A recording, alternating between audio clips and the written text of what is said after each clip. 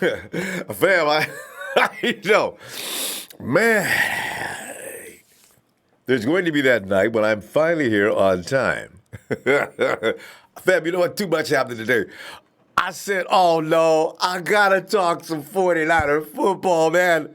Look at this. There's just all kind of things to be excited about. Fam, let's just get right into this because we're already running late. Oh, I'm looking at the injury report. And, sorry. I'm looking at the injury report and some offensive line help could be on the way. Mike Person, he's back. Joshua Garnett, that stupid finger, he's back. When they returned to practice today, which, by the way, head coach Kyle Shanahan said would be a lighter session than tomorrow's workout, which makes sense. He's going to come back in slowly. And Person's coming off of that foot injury he suffered from last Friday's during a joint practice with Denver Broncos. I thought that was a little later than that. He played against the Cowboys, didn't he? Yeah. He'll take part in both individual and team drills, according to Matt Burrows of The Athletic. Now, Garnett has missed several weeks after undergoing surgery to repair a dislocated finger, of which nobody thought was ever going to heal again in our lifetime. It's going to be okay. I'm delighted with that because I don't care what anything else goes. Get Jimmy G some protection in there. I need somebody to keep them. God. Anyway, others participating practice today. Anton Exum's back. Ronnie, he had a knee thing going on. Ronnie Blair, he's done nursing that groin. You know why? Ronnie Blair's probably thinking, there's a couple of guys in there that think they're going to take my job. DeMontre, no. Jeremiah, I like you, man, but you're not taking my job. But then again, I'm telling you right now, we probably, one of those two guys between Jeremiah and DeMontre, one of them's got to stay, though. Both of them cannot go, okay? I'm just... DJ Reed, that shoulder's fine. He's back. Levine Tololo. He came back after seeing probably Kevin Caden Smith pulling down catches to divide. Probably said, I thought I had this wrapped up. Okay, I'm coming. Let me get back out there. After Dwayne is doing a number 2. Jimmy Ward. J-Dub. Collarbone, he's all right. He's back. Tight end George Kittle calf, though, continues to miss practice, so he'll be out a little while longer. And besides, he's a star. He's got to make sure he's absolutely fine. Don't do not another thing unless you're feeling that way. Jalen Hurd, he had a back thing going on, and I thought it was spasms or something, but he was suited up. He did not appear to be practicing today, so I guess he's just out there loosening up. Others not practice, of course. Nick Bosa is not going to practice. Adrian Colbert, he's got a hamstring thing going on. D4, knee tendonitis, of course. Elijah Lee, that thumb is still bothering him. Jarek McKinnon, knee. Kwaski T. Kwaski just got a personal day, though. He's okay. Julian Taylor, back. Trent Taylor, of course, you know he's got a foot thing going on. Jason Verrett, keeping him on the shelf until it's absolutely necessary to release him to him and Bosa in the same boat. They could be the elite of this particular team, so there you go. Let's get right into the program. Buckner, Alexander, Warner will play in 49ers versus the Chiefs exhibition. And has Solomon Thomas done enough to impress you so far in this young season? And also, who is Kevin Givens? As if we didn't have enough problems wondering who we're going to be able to keep on this defensive line. Ooh, that dude is anywhere. 49ers versus Chiefs, right? Now, fam, in the back of your red and gold lovely mind, go ahead and say it out loud. You're thinking, could this be prelude to the future?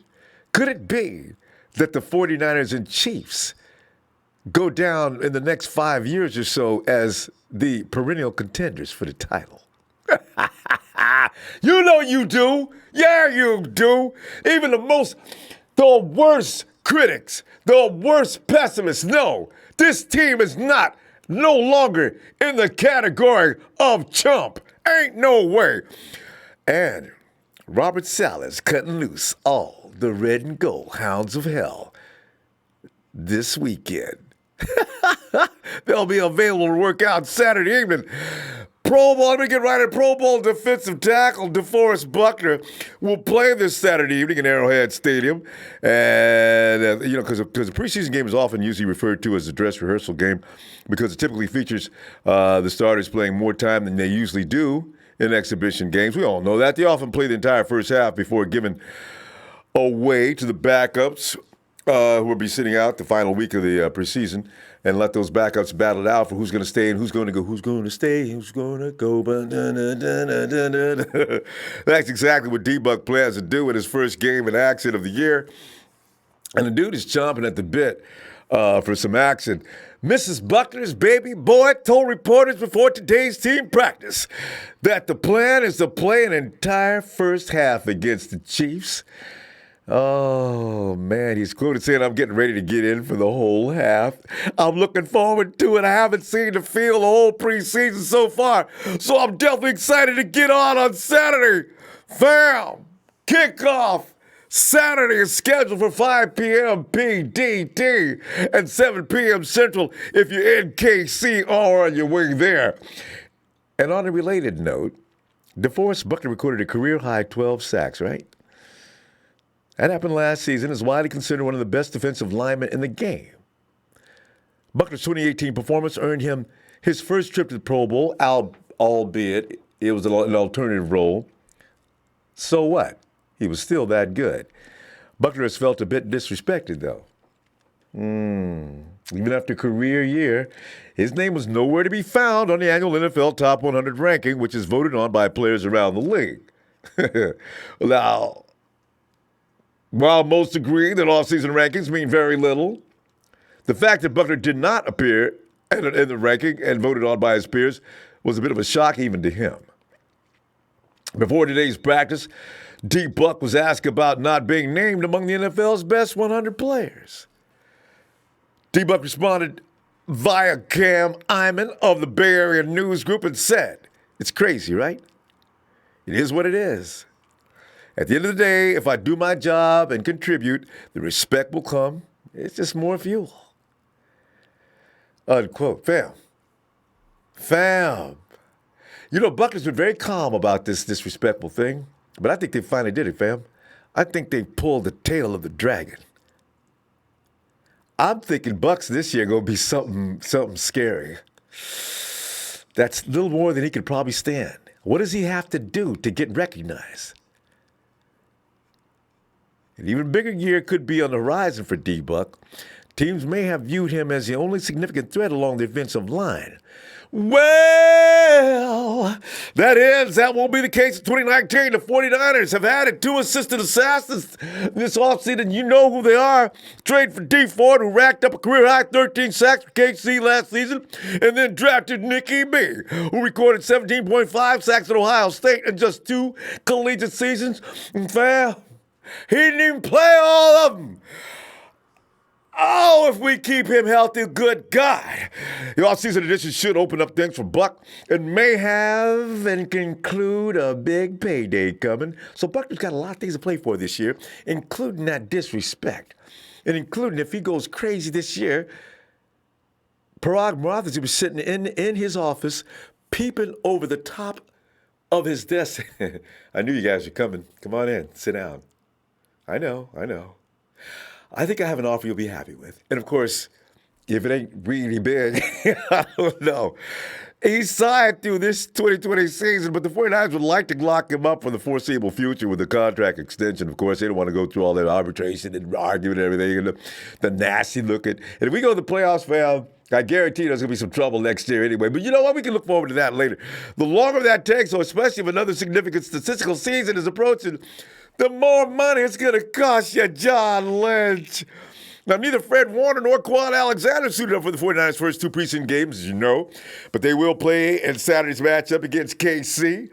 All Patrick Mahomes can be happy about is that neither Ford or Bosa will be bothering him, but that is all. Because Aloga, Moore, even Solomon T to some degree, and I figure Eric Armstead, I'm not sure where they're going to put him, but listen, And Patrick thinks he's going to have it made because they ain't here, man. You know what? It would have been nice to see D4 because D4 would have been playing like a crazy man. Kyle Shanahan told everybody Monday night we already knew that Alexander would play. Fans eager to see him lined up next to last season's surprise rookie defensive star, Kirk Warner. Kirk. His name is not Kirk, is it? Fred. His last name is Warner, though. Won't have to wait beyond Saturday. Robert Saleh told reporters today's team practice had some plan to give them game action.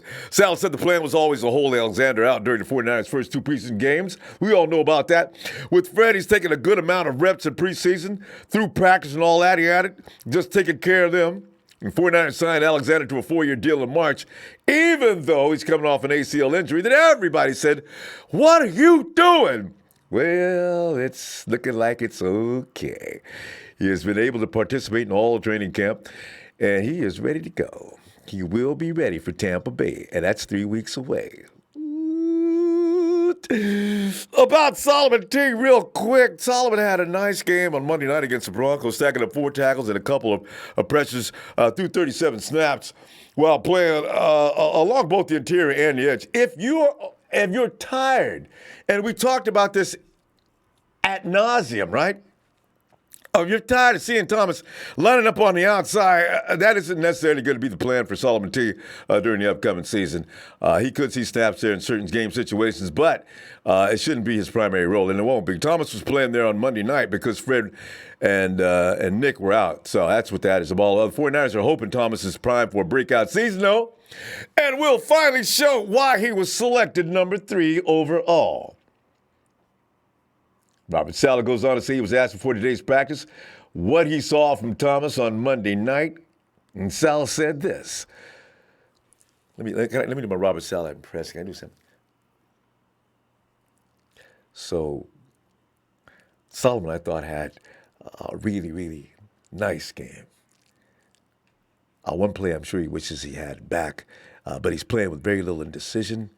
He's very decisive. He's got good technique. He's playing very fast. Saleh, man, you go ahead and let it out, man. Tell him about it. He says, I like where his mentality. I like where he's at physically. Unquote. Now, Thomas should see significant playing action Saturday against KC, too. Saleh didn't have an estimate yet on how much because the coaching staff won't meet to discuss the game plan. But as far as playing time until later in the week, most likely Friday. Saleh continued by saying, I really liked his game against the Broncos. I thought he did a nice job. He probably could have came away with 2 sacks. Some of the guys left him hanging on the rush with contain and all that stuff, but I thought he did a nice job. Fam, did you see that horse, that monster of a man, Kevin Givens? A lot of people did. In fact, when he snapped on the screen, I was sitting there looking. I kept asking, who is that? Who is that? Who is that dude? Kevin Givens. Who is Givens? All I can say, who is Givens? But that play, when he came rampaging through that line, like the Incredible Hulk, said, nobody stops the Hulk. The dude was, man, Baldinger saw him. He examined the film from Monday night's win against the Broncos. It wasn't any of the names above that stood out to him. All the names that you think about with the 49ers, Baldinger said, okay, all but 2 of those players didn't suit up in the preseason matchup. Still, the defensive lineman who did stand out to him was a player that nobody's talking about or even knew anything about, Kevin Givens. Givens was signed as an undrafted free agent. Here we go with that term again. Out of Penn State in May. He finished his collegiate career with the Nittany Lions, having registered 83 total tackles, 22 for a loss, 13.5 sacks. How much this dude weigh? Baldinger loved what he saw on Givens against the Broncos and praised him. His breakdown of the film, he says, Baldinger's going to say their best defensive lineman last night is an undrafted free agent named Kevin Givens out of Penn State. He just kept showing up. He's got a penetrating style that is just disruptive. They've been looking for that forever. Baldinger went on to say he played 37 snaps on Monday night, and he's a disruptive guy. When you watch him play, he just has this ability in a short space in a phone booth to make you miss. There's no drill at the combine that can measure Kevin Givens. That's why he was an undrafted free agent. He's undersized. He did play 39 straight games at Penn State, so dude's a mule, man. He played 39 straight games because they can't hurt him. Starting a bunch of them, never injured. The guy is relentless. He's ruthless. Baldinger feels Givens has the best burst off the line of any 49ers defensive lineman. Good Lord, Baldy, did you see all of the defensive linemen? That is saying a heck of a lot. He notes that he can't compare him side by side with pass rushers Deforest and Nick Bosa because they haven't made their presence yet. But that's the only reason why. He goes on to say this guy's going to make somebody's roster, and it might better be the 49ers. Kevin Givens, keep an eye on him. What number was he? Was he 30? I saw that, and I was kind of shocked. But I said, look who he's playing against. Damn that. Keep an eye on him. Now, I hope they play him a little earlier this week. If he rampages through everybody like he did that fourth string or third string, whenever he was in there, let's see what he looks like. Sheldon Day. DJ. I'm sorry, guys. If he does that against the first string, y'all can start. I mean, I love you, man, but y'all got to forget about it, man. That Hulk is going to play on this team because, for God's sakes, I know Pete Carroll's seen him, and we don't want him in our division. Woo, man. Okay, let me calm down here. Let me check out see what's going on up here. Okay, now here you are. Ready. See all three in action together. Bosa, Buck, Ford. Oh, it's soon enough, Okie Niner. Soon enough. Gibson says, really hoping T. Moore breaks out. Oh, he's pretty much already done that. J. Roy, let's go Niners with 2-0 in preseason. John Miller, it's going to happen. Just watch it. You will know that it's hot. Hype. This defense is it's not hype. This defense is a real deal. We got guys all over the place. Leroy Phillips Sr. Niners said their keep 6 wide receivers came out of the coach's mouth earlier. Uh-oh. There's something to talk about tonight. More drama, fam. More drama. Mr. Leaks, hey, I have a question for you. If a team called for CJ, how much do you think CJ is worth and what a team... Mr. Leaks, I almost refuse to answer that question it just may incriminate me. I don't want to say anything about CJ. I like CJ. And anything I can say about him is not going to be right. Hey, Satch, he said for Dante Johnson, I can't believe I just said that, though. Thanks, Satch. Thanks, Satch. Appreciate the contributions always. Dante, I ain't gonna say nothing about him either because I'm there's some players that are doing some things I don't really understand, but we'll see. Ray Jr., oh, that's right. That's for paper for the INT. I forgot. I forgot Dante had an INT. Ray Jr., what's up? Rambo Niners for life. Kim, Bucho, how you doing, lady? Vader says, Ronbo Switch, it's time. It's red and gold time. Let's go Niners. Easy the third, what's up? San Francisco, he told me don't read his whole name. Rest in peace, Sean Poindexter's young career. Crying shame, ain't it? I still want to know what he's like. Maybe they'll bring him back later. Celestial Scripture, Saleh was all over the place in that Broncos game, and everybody noticed. He could be coming along, fam. He could be coming along. Big Heck, D-Buck, Future H-O-F. Yes! Joshua Woodard.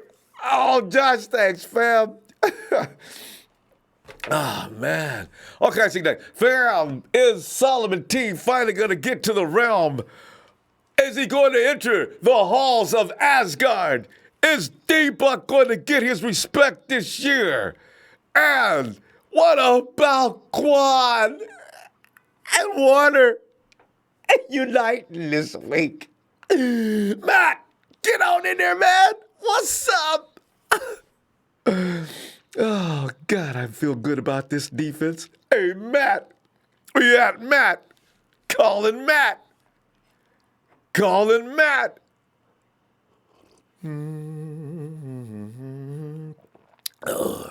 Oh, that's good. I know what you're thinking. Yo, hey, Matt. Where you at, Matt? Let go get Dollar Bill, Will, my player partner, a .5. Well, Ronbo was cracking. oh man, I read the dailies. I said, ooh, I couldn't stop oohing, man. Because, we got some guys coming back this week that can protect Jimmy G so we can get some game going on. And I don't care what anybody says about Joshua Garnett. He can play better than what we had out there, man. I like Najee Toran, but keep him on the bench and let him be a developmental project until he can develop. Mike Persons going back to where he belongs. Ain't got nobody at center yet but Garland, but I hope they schooled him on. Listen, if indeed the gap is being shot to your left, we're not going to call it AB or whatever, you're to take that gap. Person will handle the other side. They're going to work on these things this week. Don't let me see linebackers running past you with Joe Staley's back turned, and all of a sudden, they're all over the quarterback. You get it? Yeah, I get it. Yeah. A lot of stuff to do, Will. Will, what's going on, Will? Oh, man. I'm just glad everything is working according to plan. Time wise, everybody coming back, at the right time. So we got Kansas City, and then we got the LA Chargers, then it's the real deal. Coming September. So everybody's coming back at a perfect time. So it's good to go and get this rolling, man. I'm ready to see Buckner and Alexander and Fred Warner, man. So, this game right here is dress rehearsal, man. It's all about who can put the best talent on tape. For a whole half. This game is kind of like this game is gonna be kind of like a regular season game. If you look at it a certain way, because you're gonna have starters, you're gonna have a lot of starters out there, for the first half, battle. So we already seen what Solomon can do, Tart, Sherman, all of them can do. And now it's time to see more added pieces and see what they can do. Kwon Alexander. Now you got Fred Warner gonna play, so just see what they like. I'm ready to see them. We already seen what everybody else got. We got to see what they gonna do. I already know they're gonna turn up. They're gonna turn up. So I'm just ready to see it. And Will, can we get permission?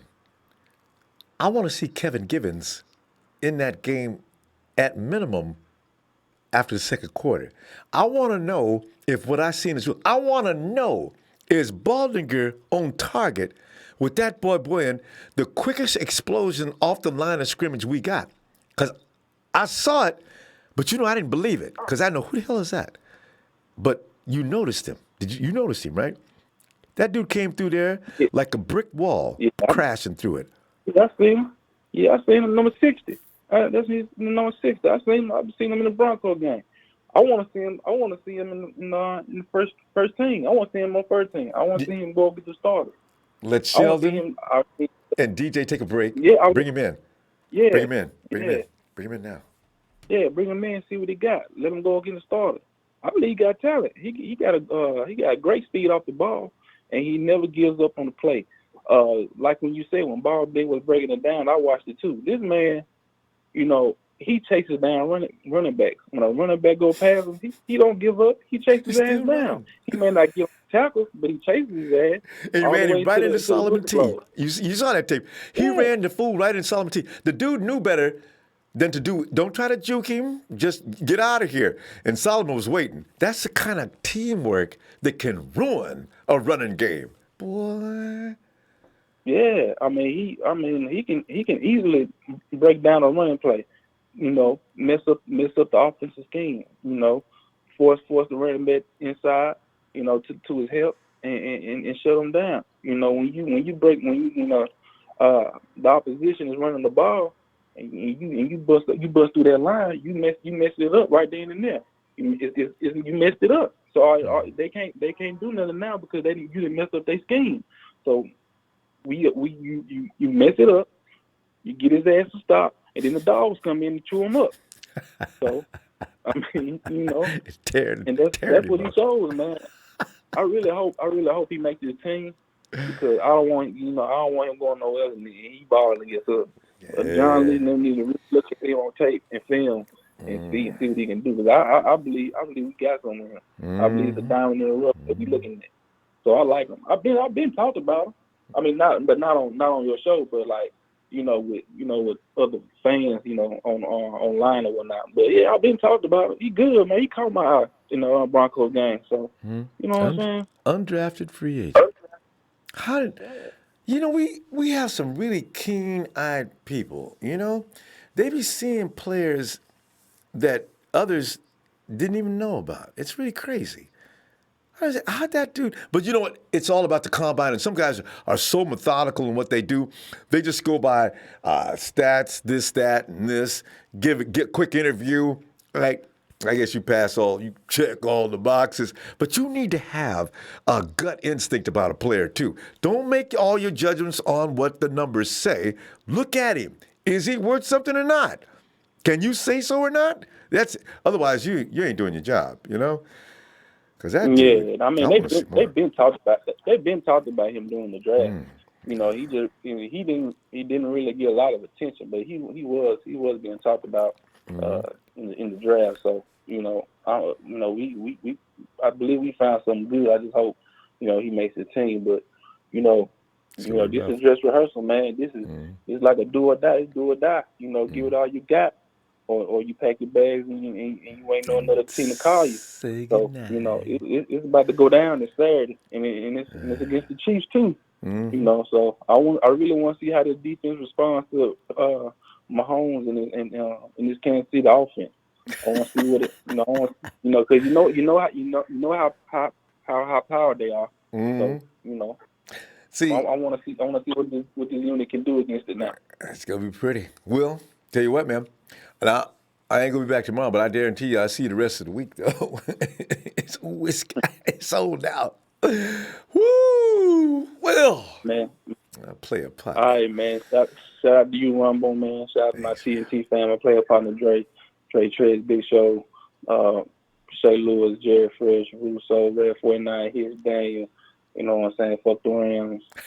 Fuck Rudy. We lost the Super Bowl, now scored 3 points. And they just a shit ass team. And You added to it.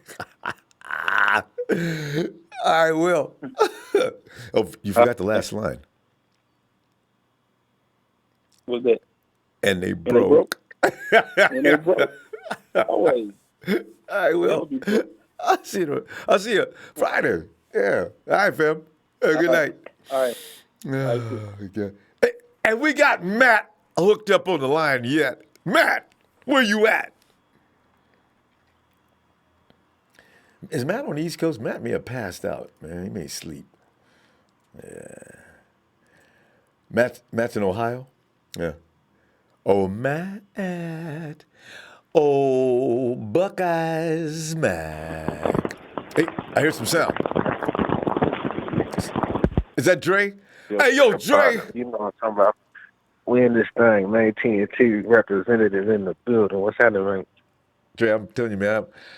I'm pumped like I ain't never been for years. I'm hearing about the names coming back to play this Saturday against the Chiefs in Arrowhead Stadium. And we don't care where we play. The Broncos know we don't care where we play. The Chiefs about to find out. Patrick Mahomes thinks he can come in and light us up like he did in the last season.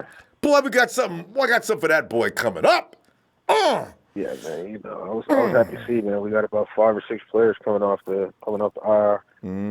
Including some protection for about, everybody's excited about Kwon, Fred, and Buck, but I'm more excited about Joshua Garnett and Mike Pearson coming back. You know what I mean? To see what Jimmy G's going to look like to have some starting. Yeah, man. Yeah, most definitely, man. Bring some talent in that offensive line. Because Buck, Fred, and Kwon Buck, Fred, and Kwon, like, we know what they can do. You know what I'm saying? We know exactly what they can do. Yes, indeed. We also know, we also seen what Mike Percy can do, with playing through injury. You know what I mean? Don't We've seen flashes of Joshua Garnett. I will feel much better when I don't have to worry about Ben Garland. You know what I'm saying? That's, so I'm very excited about that, man. Also, Ronald Blair coming back. It's a good thing, man. Finally, what I'm saying, we can get some of these guys, back on the field. That's very exciting to me, man. So, we're very deep, man. We got a lot of depth on this team, bro. We got a lot of depth on this team. Man. Somebody will pick up some good players, man. After this count, boy. But you know what? What did you think about Gibbons? So you saw that monster coming through there, man. They couldn't do a thing with him. Yeah. No, they definitely couldn't, man. He's going to be one of those guys that slip through the cracks. He's going to be one of those guys that slip through the cracks. Can't put him on the practice squad, Dre. Can't put him on the practice squad. He'll be picked up in a heartbeat. He's already demonstrated he's scary. Yeah. DeMontre Moore, guys like that are going to be guys that slip through the cracks. You know what I mean? But it's Mahomes is a bad motherfucker. So it's going to be a good task. This is going to be a good way to see exactly where we're at. Litmus, you know what I'm saying? Litmus test. Yes. It's going to be a good time to see where we're at. You know what I'm saying? But then again, we're still not going to be able to see because we're not necessarily going to have all 11 starters on the field. You know what I'm saying? We're not going to have all of the guys on the field. Of course, Buckner and D Ford. They're not going to be out there. Jimmy. Hopefully, if they smart, I would keep Deforest at safety right now and bring Jimmy's ass back and let him play the nickel. Jimmy may not even play. You know what? If they let Jimmy play, it'll be the fourth quarter. Because they ain't going to take no chances on him in the first quarter. Jimmy, man, you sit down out the way, and we'll let you in a few minutes. Just get you a little burn. Most definitely. Yeah, but just, it's just seeing the depth that we have at every position. It's a very exciting thing. And then what it does do is it opens up the possibility of being able to trade for a good offensive lineman if we need. Man, Moser looked good. Moser looked more explosive than me. And I'm just being honest. I said it last year, Dre. I wasn't shame. I finally said it last year. Hey, man, if you run a 4-3, ain't no damn reason you should be getting chased down by defensive end on the screenplay. Reed got chased down by defensive end. Yeah, I don't want to hear about the slip, Ronbo. I don't want to hear about the slip. You know what I'm saying? You should be fast enough. Who you talking about? Who you talking about? Matt Breida. Yeah, I ain't saying nothing about him. I said, Dre, I go down on record. I got to go back to that program. I said during the show, I got to tell you, though, Mostert outplayed Breida tonight. I'm just saying. I said a long time ago. I didn't know if it's going to be consistently like that, but I'm not sure, Dre, if Mostert is not number 2 on this team. Man. Hey, man. He's getting better. He ain't fumbling. Put it like this. If I got a call and the team had an offensive lineman with a PFF of 75 or higher, Matt Breida's ass is gone. Matt Breida's ass I ain't gonna say nothing. That's Matt Breida's Dre ass said it. Gone. I ain't saying nothing. You know what I'm saying? Hey, I mean, they can beat me up in the chat. You know what I'm saying? All they want, and I mean, I dish out a lot of bullshit on the show, bro. So I got to be able to take it. You know what I'm saying? But what I'm saying is, Moser just looks like the better guy right now, and Moser hasn't had any lower extremity injuries. Matt Breida dealt with hamstrings and ankles all damn year last year. It seemed like every 10 plays he was getting up limping to the sideline, and we hoping and praying he come back into the game. And sometimes he did, and sometimes he didn't. The Lord didn't see it that way that night. Oh, you know what? Yeah, you know what I mean. I got a feeling that. Well, you know what? Let's see what happens because are they? Yeah, boy. Let's I just don't know. See what happens, no matter what string it is, first, second, or third string, he's gonna do his thing. Yeah. This is why I told James last year when he told me that Mostert needed to be cut. James, I don't know, man. Crazy that as dude, hell. James is what the that dude can run that ball. Fumbling. He Boy, stopped fumbling. That man was explosive. I don't give a fuck if it's second or third string, man. If you average 9.6 yards a carry, then the man averaged 21 yards of reception. Let's just get that. He had 2 receptions for 42 yards. You know what I'm saying? Like, just his big playmaking ability, and the way he ran behind his blocks, the way he made his cuts. Ooh. You know what I'm saying? You could tell that he's seen his openings before it even happened, Ronbo. You know, that's something that you can't. You can't teach you know what that. I'm saying? That's not teachable, man. That's intangible that you either have or you don't. You know what I mean? Dre, we got to stop though, fam. I came in too late again. But appreciate you, Dre. Yeah, most definitely, man. For you, fam. Yeah, man. Shout out to the TNT fam, man. My player partner Will, Trey Bear's Big Show, Bob Money, Shay Lewis. My partner Russo, man. Look, bro. Niner and part. I mean, everybody out there, man. You know, this y'all is know who he rehearsal. is.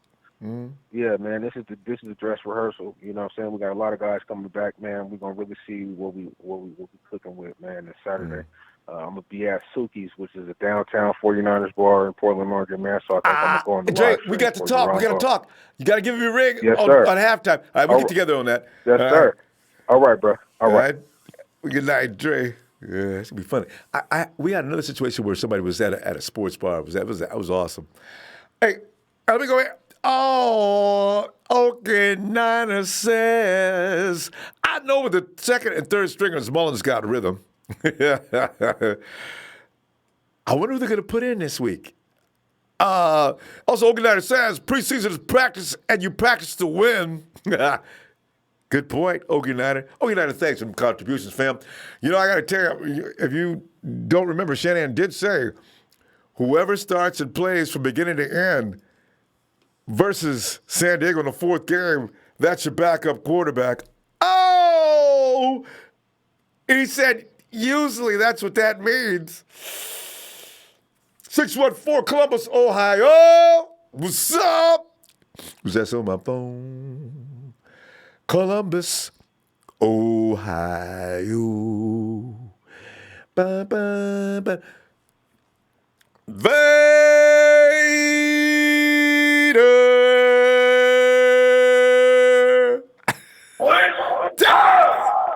It's time! It's Vader! Time! Ah! Vader. What's up, Ronbo? Vader, I know Man, you I had to call appreciate. in today. I'm glad you did, Vader. We're talking about defense, and I know how much you love defense. Oh, yeah. Bread and butter, baby. Bread and butter. All day, every day. Man, you know what? I ain't got very much to say about defense. Defense was phenomenal. Man, you know, I kind of wanted to give a little bit pat on the back to Saleh. He's got his head out of his ass, and it looks like he's taking care of business. But, man, I got to give a lot of credit. And I didn't hear a lot of our fans out there posting it up the last couple of days. Man, Uncle Sean was out there taking care of business, Jack. He was making sure those defensive second and third stringers were on it. Damn, Skippy. Man, he was but Bader, that's so scary. Bader, did I tell you? Jeremy didn't get hurt. Did I tell you about Bobby Saleh? I told you about Bobby Saleh. Wait a minute. I'm not gonna. I don't know. It's just preseason, Ronbo. We can't get too happy. I'm happy. I'm gonna get happier today. Wait till I get Bosa and D back on the other side. Man. I will get disgusting. I'm gonna be like, I told y'all about Bobby Saleh. You trying to tell me Saleh don't know what he's doing? Look at that destruction. It's carnage out there. I gotta eat some crow, Ronbo. You are absolutely correct. No, Vader, don't you do that, Vader. You made me come on in. Dress. You bring that dress. You bring it. I'm telling you. I told you Bobby Saleh just needed some tools. Vader, we got so many good players. We got so many good players on this defense. My grandma and your grandma. I knew it was coming. All them players were going after the ball. You see them? Man, we had 3 players on one defense. Just wow, man, it was just exciting. So yeah, Trez, you know what? I'll hold ground for you, baby. I'll hold ground for you. We'll wait for the season to start. Useless, fruitless, futile. Trez, you know it ain't gonna happen. You know what? Now that Trez is on the phone, you know what, Ronbo? What about Solomon Thomas? I've been giving him praise. I've been talking about Solomon Thomas with nothing but good stuff all season long. So I already gave in. Y'all behind. That looked at Solomon Thomas, and we seen something special. That was myself, my brother from another mother, Trez, and I think it was Joe. Yeah. Us three. Remember? You laughed at us. Said he was in there. When we said he may be another cowboy, we don't know. He still got to learn how to pick up them hands when the ball gets launched, but we don't know. But, man, he looks phenomenal. It just, last year he had emotional issues. The most year before he was a definitely. rookie. And this year, Solomon Thomas comes to play. It's going to be hard to make this team. And Solomon Thomas says, I'm going to make it, though. And some other people, I got to tell you, man. But, You see Kevin Givens, though? Oh, my gosh. I can't say enough about that. Hey, I want that dude on this team. I don't care what it takes. If he ain't taking out none of the headliners, I think Kevin Givens needs a role on this team. That dude's a Mack truck. Vader, that dude he don't put up with nobody trying to block him. Get your small self out the way. That's Vader. I mean, Vader, that's Givens. I like to watch him. That's me too, baby. No, hey, I agree with you 1,000%, man. He looked phenomenal. He looked awesome. I would love to get him on our team. Hopefully, we'll see what happens. And God forbid, I don't want anybody to get hurt on the defensive side of the ball. I want everybody to stay healthy, on both sides of the ball for the rest of the year. But, if something could get, if we can make something happen, I'm all for it. I'm talking about starting him, Bader, at the nose. I'm going to put him right next to Deforest Buckner. Now, listen, here's the thing. If he continues to ram through that line Ronbo. like a runaway train, Buckner, Givens, who got at the big end? I got Bose at the big end. I got D on the other side. Look at here. Run the ball, please. Try to pass it. There's nothing you can do. Oh, I do love this potential. But let's see what Givens can do. I think the 49ers are as curious as anybody else. Listen, let's move him up a little bit and see what happens. They got to be curious. A little bit, you think so? Yeah. Because Jones and Day, we see what they can do. They got the experience. They know the system. But let's see if Givens is a home wrecker, heartbreaker like I think he is. Well, again, props to our defensive line coach. I mean, he's doing a phenomenal job. And he knows, most definitely. He knows who he wants on that front line. He already knows in the back of his head who's going to start and who isn't. So, we'll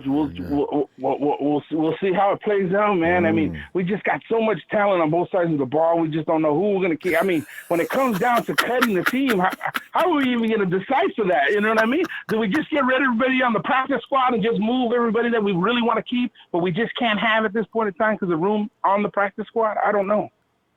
We'll see, man. It's Vader. It's scary stuff, we'll man. See. Fam, we gonna go Vader, but listen, man. I tell you what. But my reason call was, these our Niner fans here, our family, dude. I mean, right away we want to jump on Jimmy G and kind of boot him out. Come on now. I mean, he didn't even look like the real Jimmy G. And Trez hit it on the head yesterday. I didn't see him go right or left. And that offensive line, they need a real talking to. Especially they Joe can't do no Staley. better. That surprised the hell out of me, man. This is why I can't get mad at him. Right. They can't do no better. Joe Staley, I'm holding responsible for one play. Yeah. When Bradley Chubb escorted him all the way back to Jimmy G. I've never seen anybody push him like that before, ever. Like that. Dang. Oh, yeah. Joe. Oh, yeah. But we're getting Person back, so. Hopefully we're gonna get Joe back get too. Cleaned up on this next. I think that was just one of them things. I don't believe I'm gonna see that again. Okay, we'll see. Vader. We'll see. But anyways, you won't be on tomorrow. We'll see you at Saturday. So we can talk about the night before the game. We'll do and do the predictions on the scores. But anyways, hey, everybody, relax on Jimmy G. We'll see what he has. But anyways, don't worry because we got Mullins in the backfield. Also, so whatever happens, we still got somebody to go to, baby. Let me go! Let it go! Radio. Have a nice night. Shout out to Trez, Trey, TNT, and all my Niner fan. Big Show. Love you, baby. You guys have a good night. You too, Vader. I missed you, man. Good to hear from you. Have a good night. Oh, man.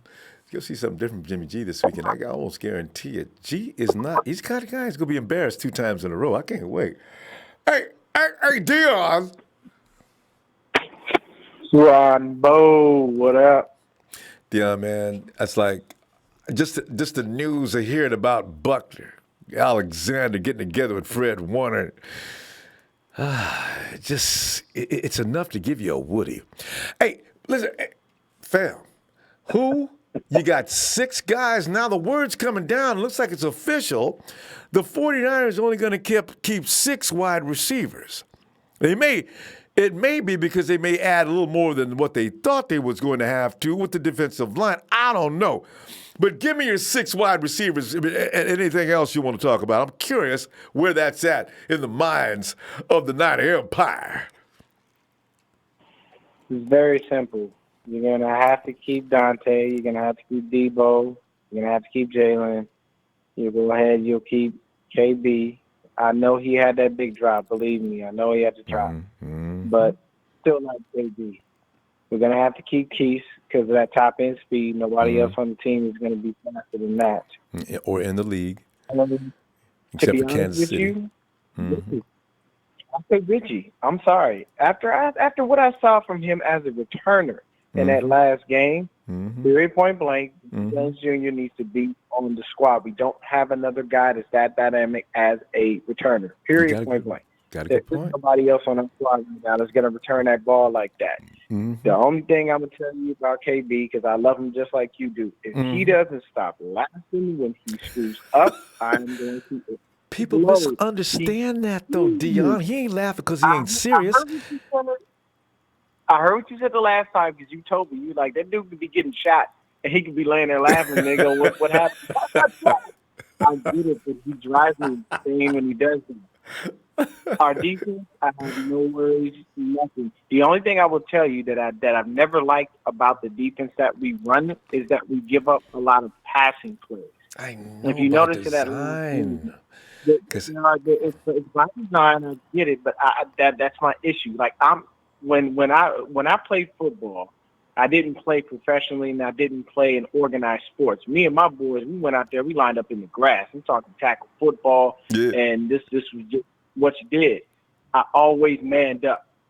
I'm not playing off. I'm not giving you no cushion. I'm up in your face. I'm going to jam you. I'm going to make sure that you don't even want to try to catch the ball because if you do, I'm going to take you down. So it was just a situation where we give up a lot of passing plays, and it's kind of hard to intercept the ball. Now, I've heard everybody tonight, and I'm going to have to say something. Dre is tripping.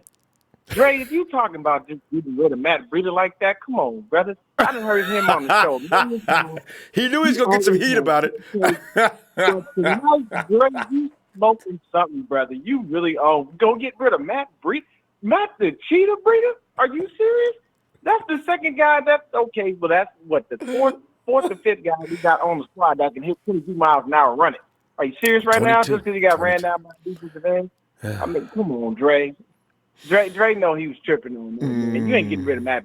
The 3 running backs we gonna have is Kevin Coleman, Matt Breida, and Raheem Mostert. Because Jet, I agree. He probably just gonna be on the squad, sucking up a spot, which kills me because I don't really care for him. But Shanahan does. But period. I'm glad to have some offensive line help coming back. Thank God, because we need it. We needed these guards in the center solidified. The only thing I'm a little down on, I know everybody's been riding high, is Nick Bosa and D Ford. I understand we're saving them for the season opener. I get it. Yeah. But I really would have liked to have seen both of them play before. Everybody did, man. I know what D Ford has to offer because he's been a professional.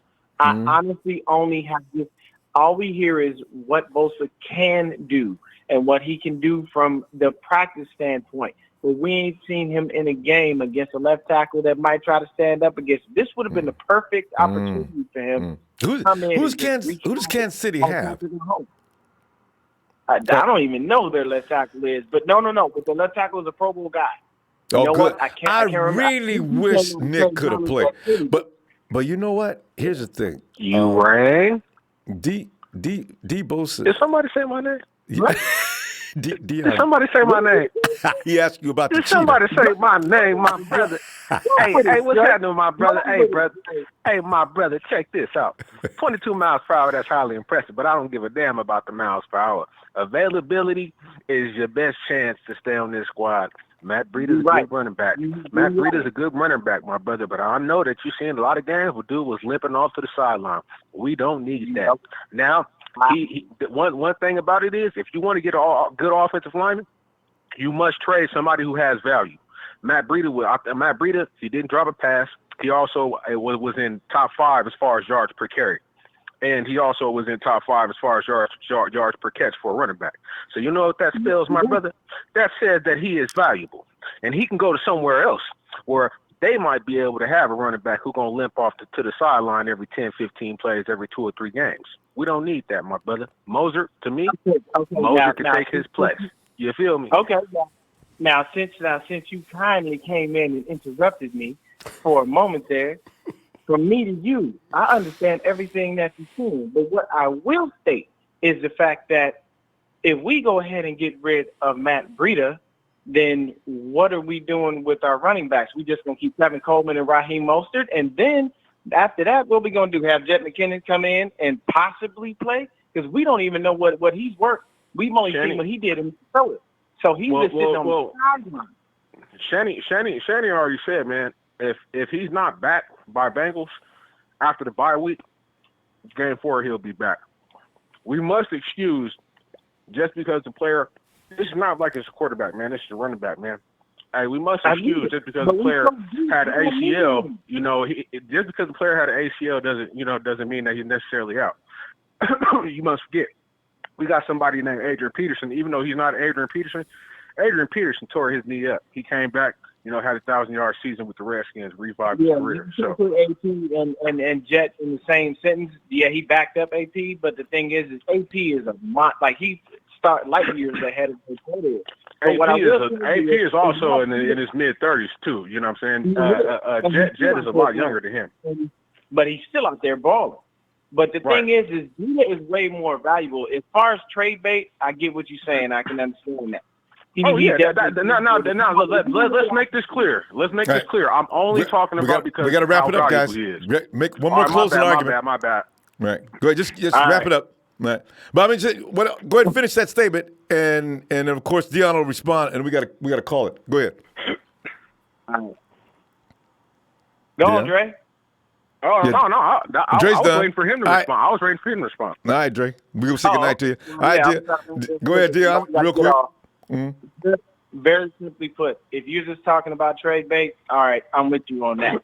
But if you were talking about just getting rid of Breida, I understand he's up and down with his injuries, but the man when he's on the field, he's worth every single penny. So if anything, if we're thinking about doing that right now, yes, do it. But if that's not the case, I prefer Breida and Tevin Coleman to be on the field over everybody. Yeah. All right. There it is. And fam, anybody calling in there, if you have a position on this, let us know. Dre, Dion, good stuff, y'all. We gonna roll. All right.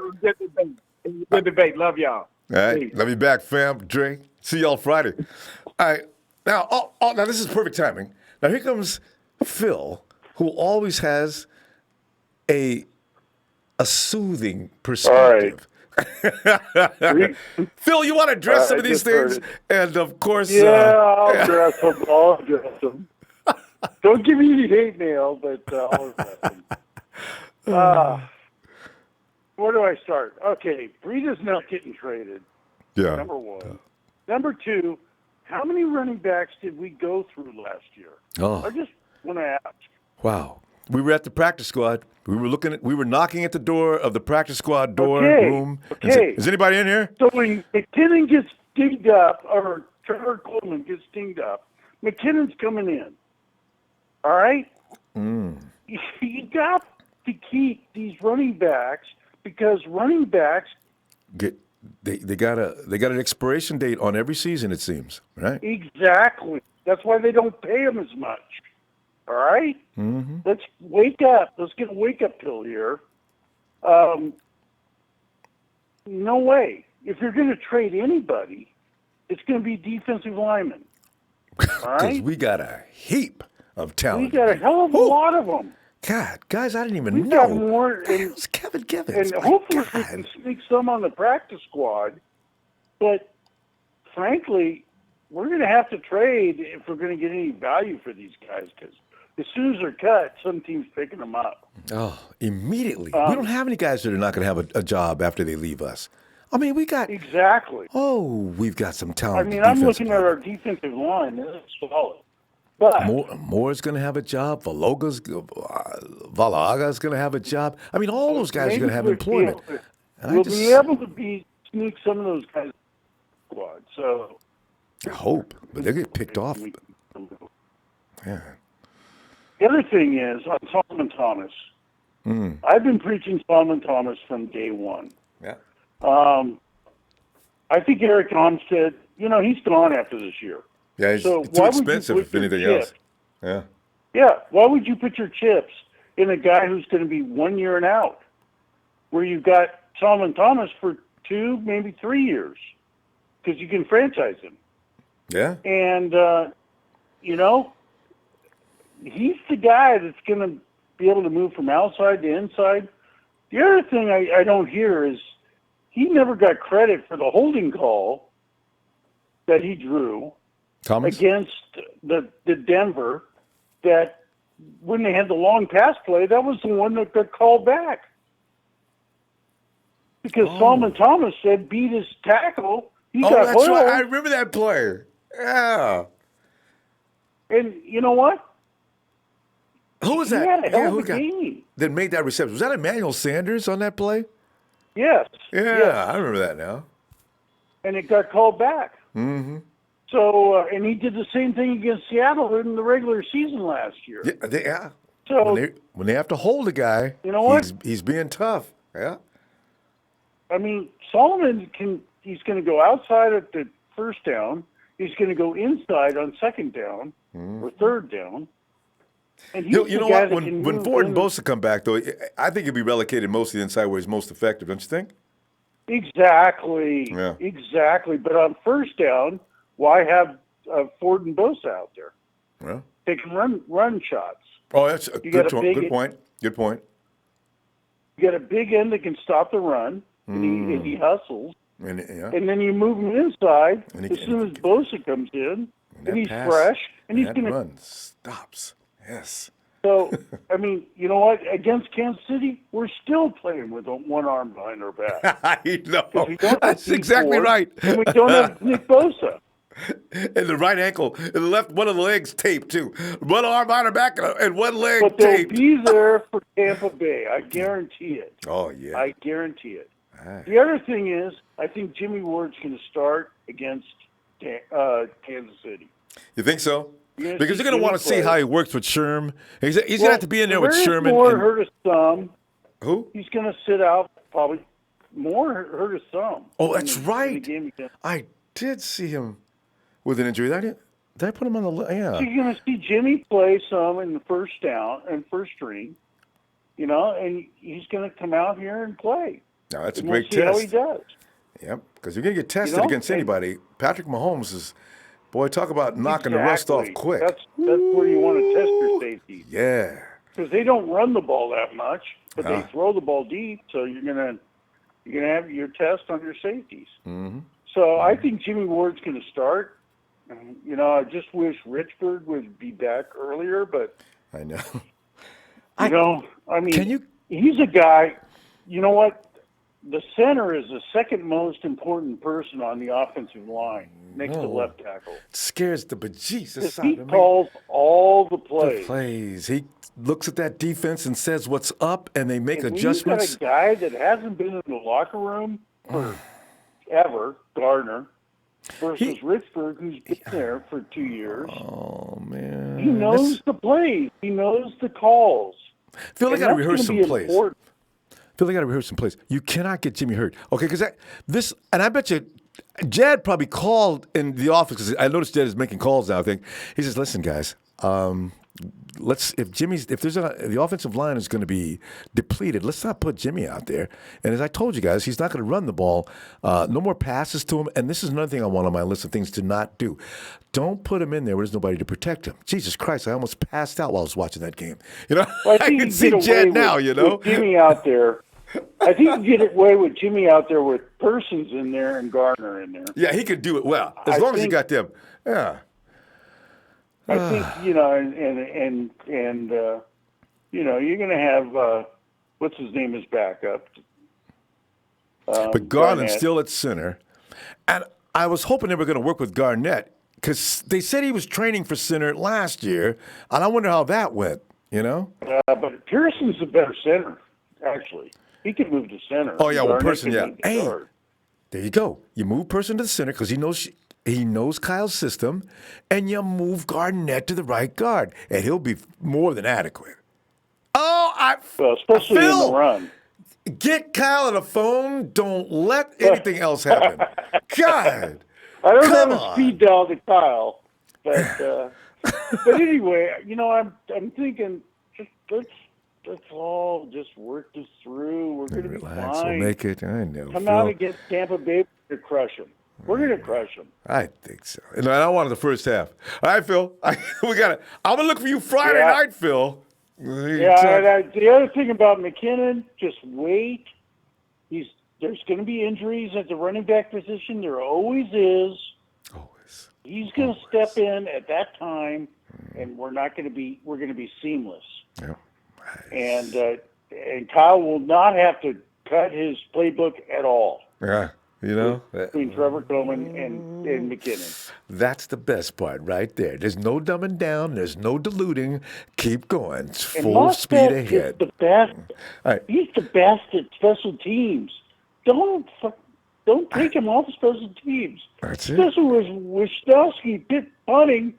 He's going to be down there. We're going to get some punt recoveries. We're going to get some tackles. We're just going to be all around complete. Phil, we really got to go. I'll look for you Friday night, okay? All right, Ronbo. Night, all right, Phil. take care. You too. All right. Bye. And now, okay, Niner has another statement he wants to make. He says McKinnon will have a mile of rust to knock off SMH. Maybe not, though, but he's been training the whole time this offseason. And you're right, though. He won't be game ready. So Kyle's got to get him in as soon as possible, even if it's for nothing but a couple of plays, and bring him up to speed slowly. So if he is needed, say Game 6 or Game 7, then he's there. Game 8, 9, 10, as we go down the season.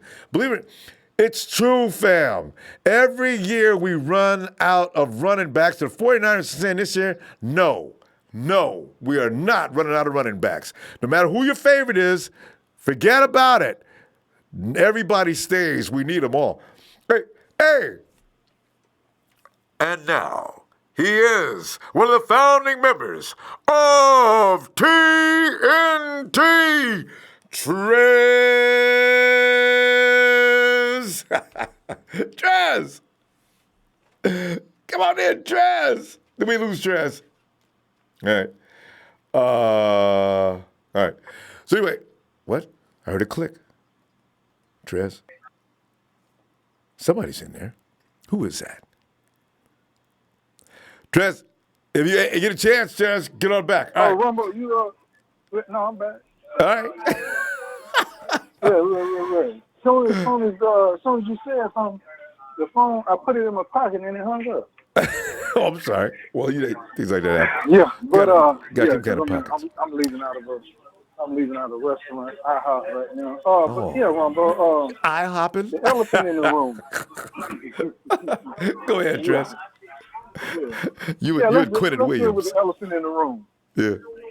We're gonna go with the elephant in the room first. Who's that? Elephant in the room. And if this next preseason, you already know, Ronbo. You know how I'm doing the same, man. Jimmy G, man. Come on. That's the elephant in the room. Man. Go ahead, Trez. Break it down. We got to see more, Ronbo. We got to see more. We got to see more. But we got to see Cal put him in a good position. You know, start him out with 2 good run plays. You know what I'm saying?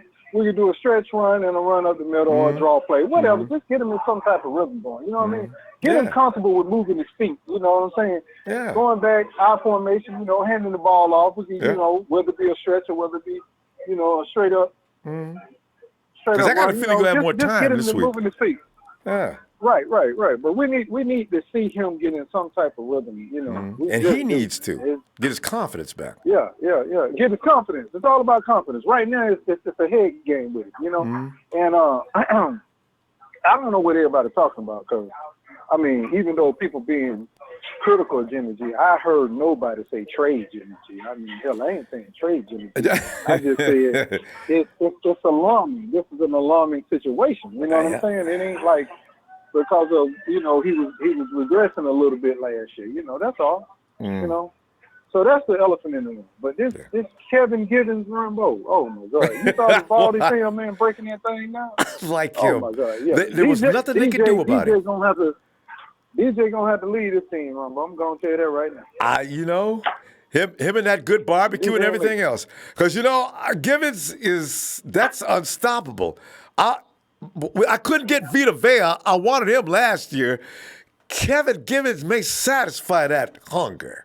Man. Yeah, this Kevin Givens is something else, bro. Whoa, you know what I mean?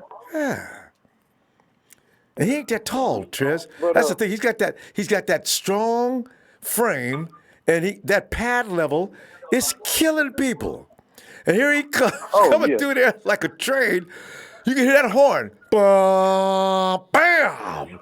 Ooh, God! This guy got a skill set, Rumble, like Baldy was saying. That's just, you know what I'm saying. You see out of 5-year veterans. You know what I'm saying. I mean, Pro Bowlers. This dude here, and he's coming out of nowhere. He's undrafted free agent. Undrafted kid. Yeah, undrafted free agent. Yeah. So I was like, wow, you know, it was incredible. So I'm gonna give him kudos. I want to see more of him this weekend, though. I'm looking forward to it, man. I think everybody and the coaches got to know because they pay attention to guys like Baldinger. They saw that breakdown in that film. Saleh and his boys and Chris Kasurik is probably telling Kristen and all the rest of guys. I told you guys. You know what I'm saying?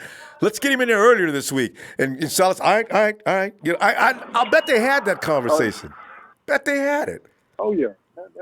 But and last but not least, Ronbo, because I ain't gonna hold you. I know we got to roll. Bobby Saleh, my grandmama can coach this defense. We got some players on the side of the ball. You hear me? Don't come here talking that Bobby Saleh crap to me because we now are stacked and got some of the best depth you could ever have on defense. Don't come talking that Bobby Saleh mess to me, man. I can get out there and run that defense to perfection. You can get out there and do it. My name is Bobby Dewey of Dewey, Cheatham & Howe. My client, I believe I registered an argument last year. You can bring your partner in all you want. I believe I registered my argument last year. I said, a man can't work without no tools. You can't build a house with no wood. You can't build a house with no hammer. You got to have nails. You've got to have a crew. You've got to have concrete. Your teamsters got to bring in we can't build no team without no equipment. This is what I was trying to tell y'all last year. And I rest my case, and I want my client to be acquitted of all crimes charged right now. Well, Ronbo, the jury's still out because the season hasn't started. So you just wait, all right? You wait on that verdict right now, okay? And I'm going to turn it over to my partner. Shout out to the whole Bring him on in there. I'll tell you, Shout out to my brother, Baylor from another mother, and Ronbo, I'm gone. Take it over, partner. I love you, man. I'll look for you Friday if you got a chance. All right, Ronbo. Trey, come on in and get some of this, man. I'm telling y'all right now, man. Y'all, what?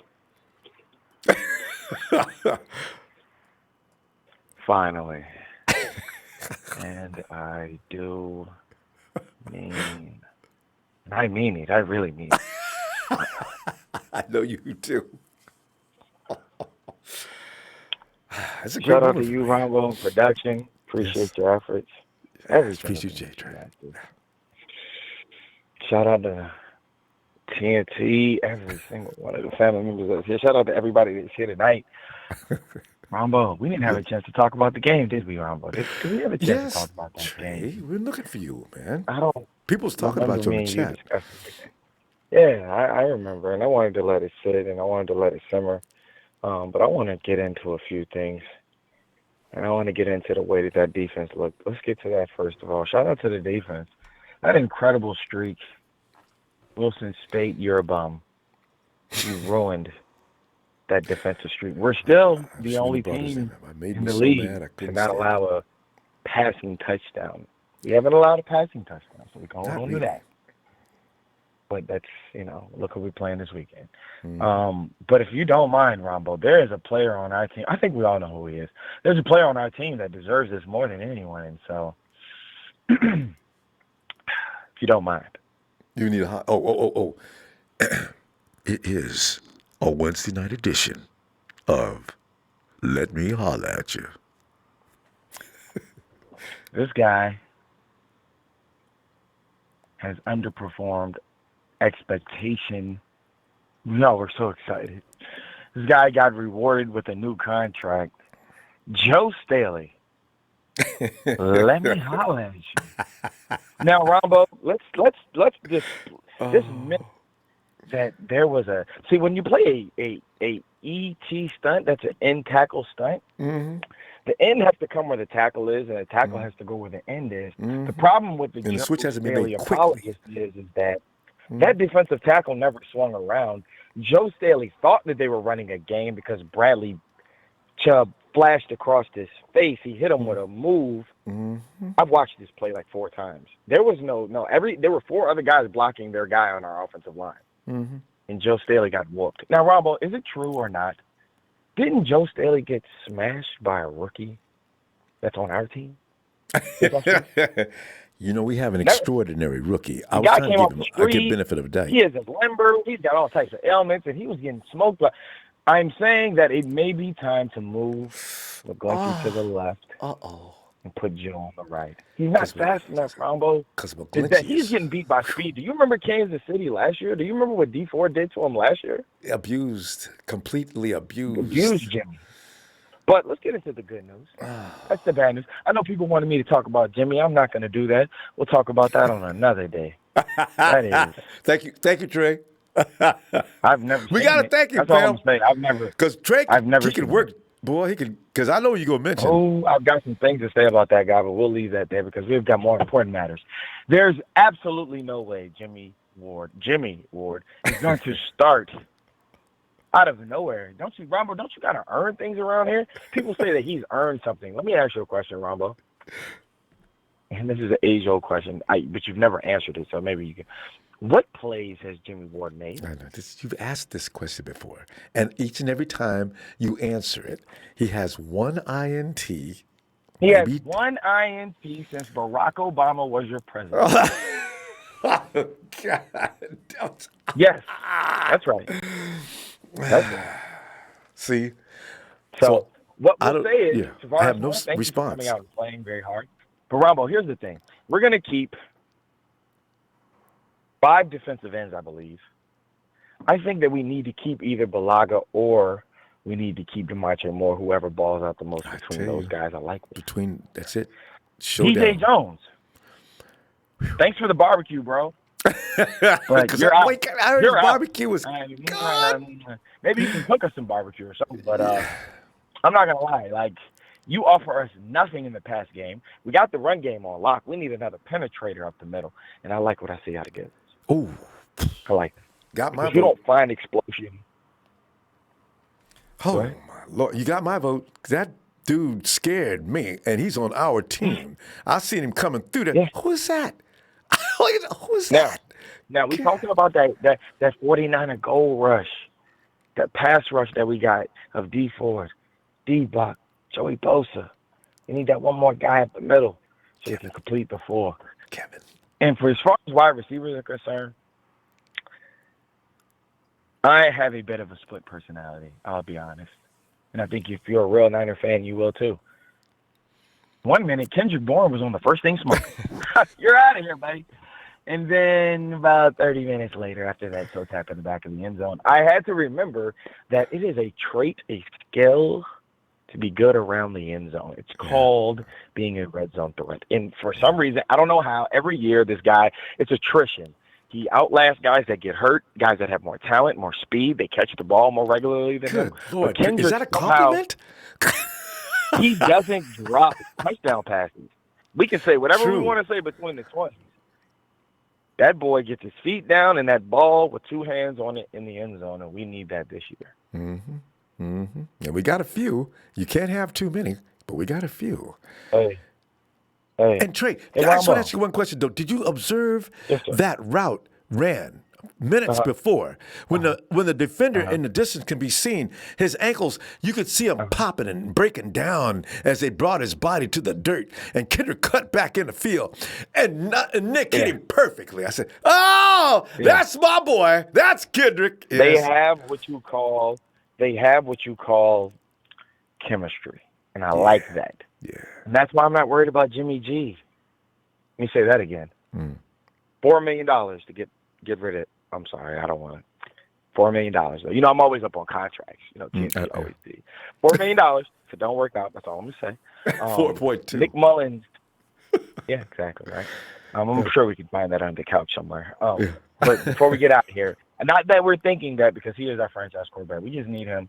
Ronbo, he has a problem with stepping into throws, and this wasn't anything before the knee injury. He threw 3 picks in Minnesota last year. He didn't step into 2 of those picks. One of them went to the house. Yeah, but one of them bounced off another person, and another person ran the wrong route. Ronbo, and that's what I was going to say before I got out of here, because I know you got to roll. Yeah. It is egregious that we have not addressed this offensive line. Yeah. We had 3 chances, Ronbo: free agency, trades, and the draft to at least get one starting caliber offensive lineman. Okay. You bring me Ben Garland, and then you wonder why Jimmy may be a little skittish. So, John Lynch, that's your fault. Robert Saleh, good job being a figurehead. You're not coaching anybody. You're not coaching the defensive backs. You're not coaching the D-line. D'Amico Ryan's got the linebackers, so he's doing a great job coaching the coaches. Trez, he's doing a great job coaching the coaches. What is with these backhanded compliments? That's not nice. What? Okay. You know what? He's doing a great job. You know what? We got to go. Wait a minute. See, I knew you guys were going to do this.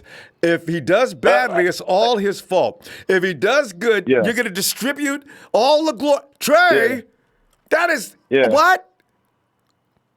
Okay. I'll say this, Ronbo. Yeah. I'll say this. One last thing. Okay.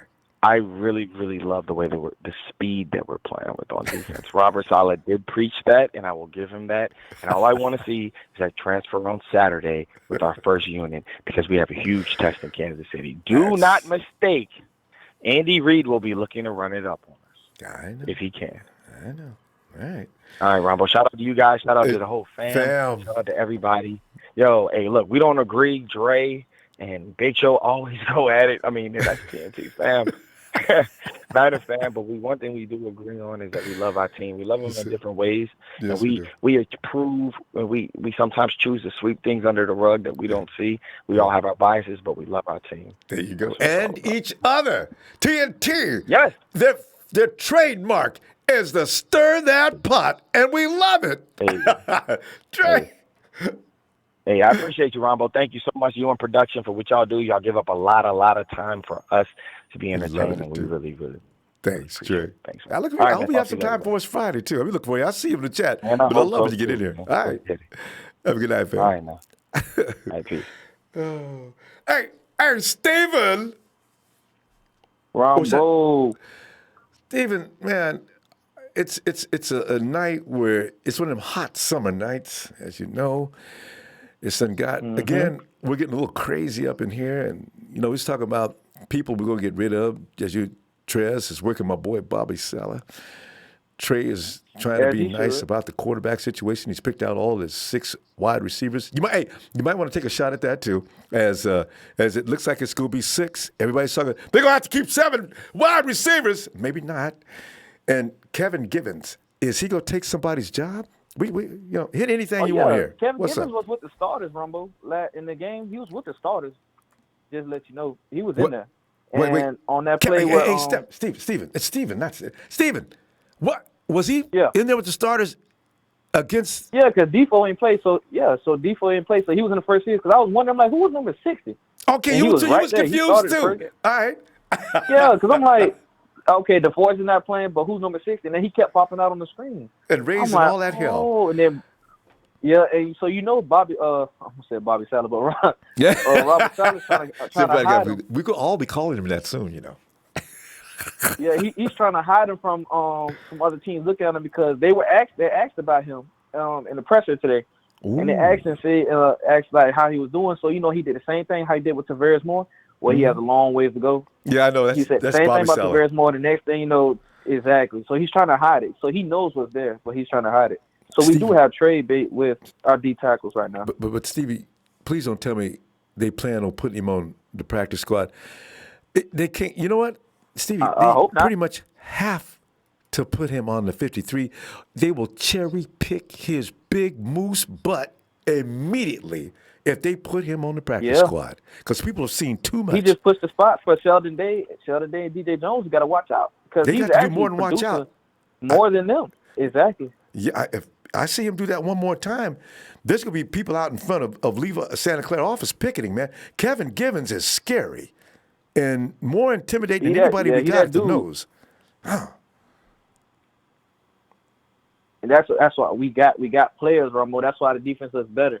But the one thing I don't like though, we still play so far off in coverage, especially on third down. Like especially on 3rd and 4. If you watch what DJ Reed he gave up that first down.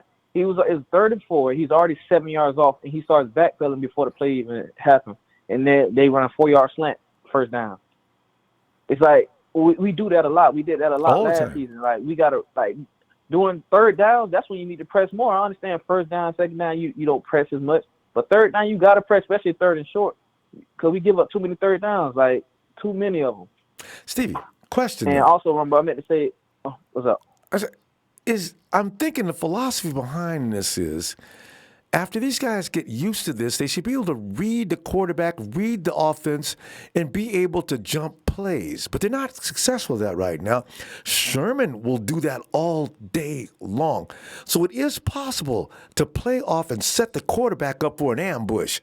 I believe that's what they're trying to do, but it ain't working because we ain't got but a couple people capable. I feel Jason Verrett could probably do it. You already know Sherman's a master at it, but most youngsters cannot play off that far and make a play. Because we're bend and don't break. That's all we are right now. Right, and we're doing good. Like we're defensive. Like I have my friends who are Vikings fans and everything. They love the way our defense is playing right now. They're like, man, your defense is nothing to play with. And that's what I'm trying to tell them. Like we here. And the Jimmy G thing, man, listen, 2 batted passes, but it sucks, but that's 2 batted passes. The players were open now. It's just it was batted passes. The interception was, you can see the wheel route was open. Had he had time, Matt Breida would have took that to the crib because he was passing by. The linebacker was 1-on-1 with him. He was passing by, but Bradley Chubb came in real fast. You know how that goes. And Demontre Moore is the reason why, remember that long pass with Emmanuel Sanders? It wasn't Solomon Thomas that got the holding call called on him. It was Demontre Moore because he beat the tackle. Yeah, see. It wasn't Solomon that beat the tackle. Solomon had no pressures at all coming from the edge. His only pressures came from inside. Yeah. He only had 2 pressures. Yeah. So, but I get to see the game live in action. I just bought my ticket for the Tampa Bay game. Oh, so that's right. Yeah. Yeah. No, I thought you Kansas City. You mean for game 1? Yeah. Game 1 of the season. Yep. Man. Yeah, Ronbo. Yeah, we got to see. We're going. I feel like we're definitely going the lowest 10-6. That's it. That's my floor. Anything less, let's fail. Yeah.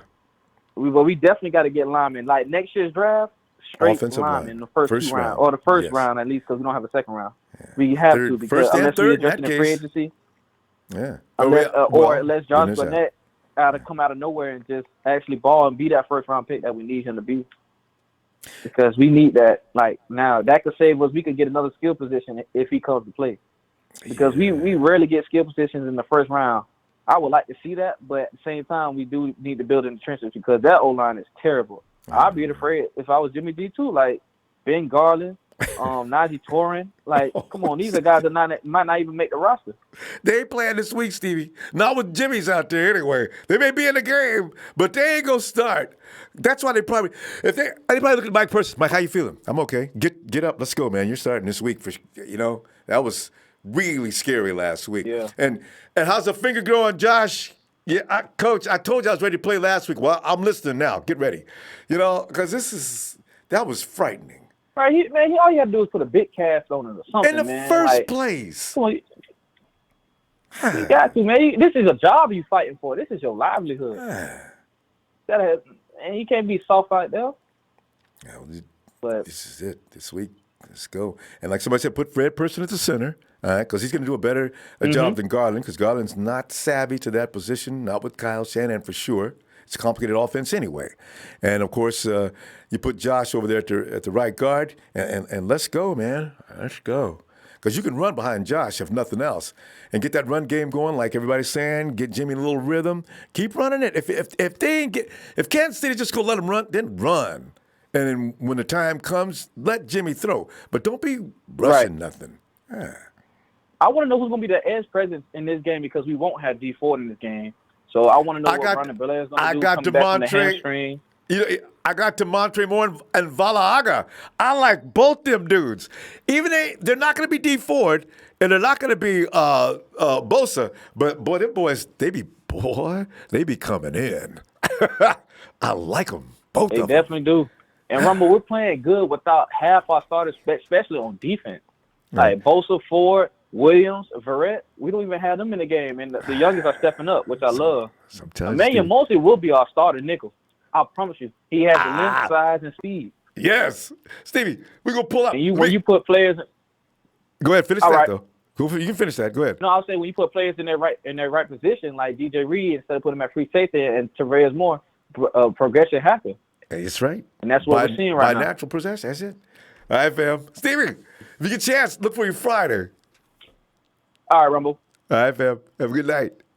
All right. Yeah, my boy Stevie, man. You heard from him a while. And it's Marin Mike. Ronbo, how we doing tonight? We're doing that. I love when TNT and folks come in and get the circulation going nuts. But, everybody's got good points. But, there's always, there's got to be rebuttal. You can't sit there and take it, I'm still sticking up for Robert Saleh.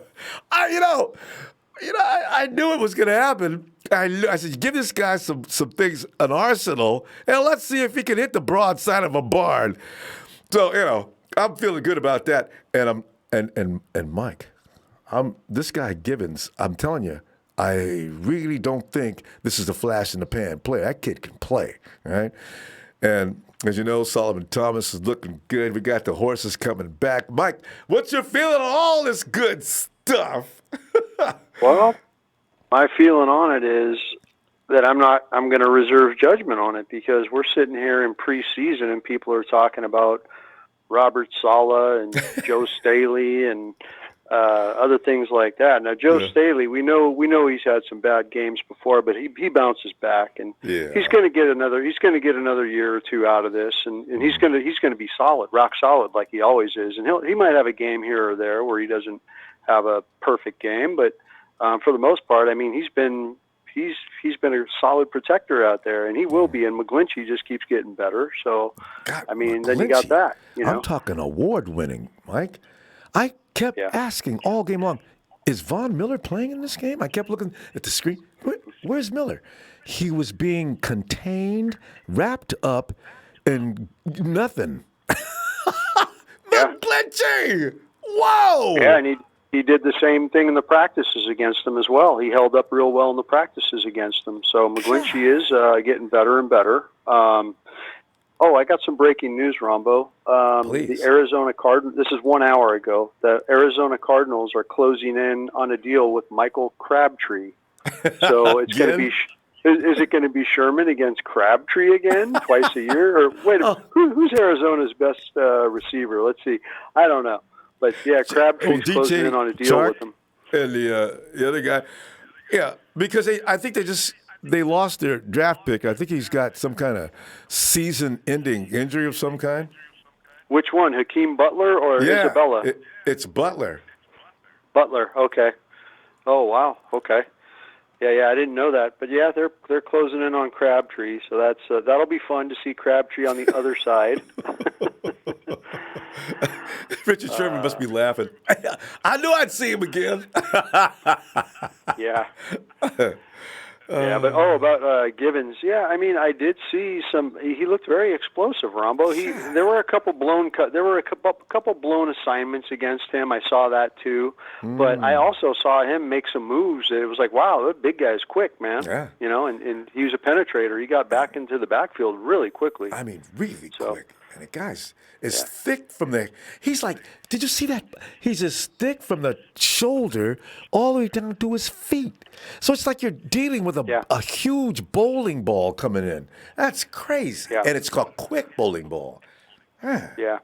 Now, I want to see it again. I mean, I saw the flashes. I saw that. Now, I want to see it again next week, and I want to see more tackles involved with it. I think he only actually had one tackle, but he was showing up all over the place. But, and the other guy is what it was, too, Mike. the violence was unmistakable. You could see it. It shot off the film. But the other guy that I'm really impressed with is Villawaga, I think his name is number 78. Yeah.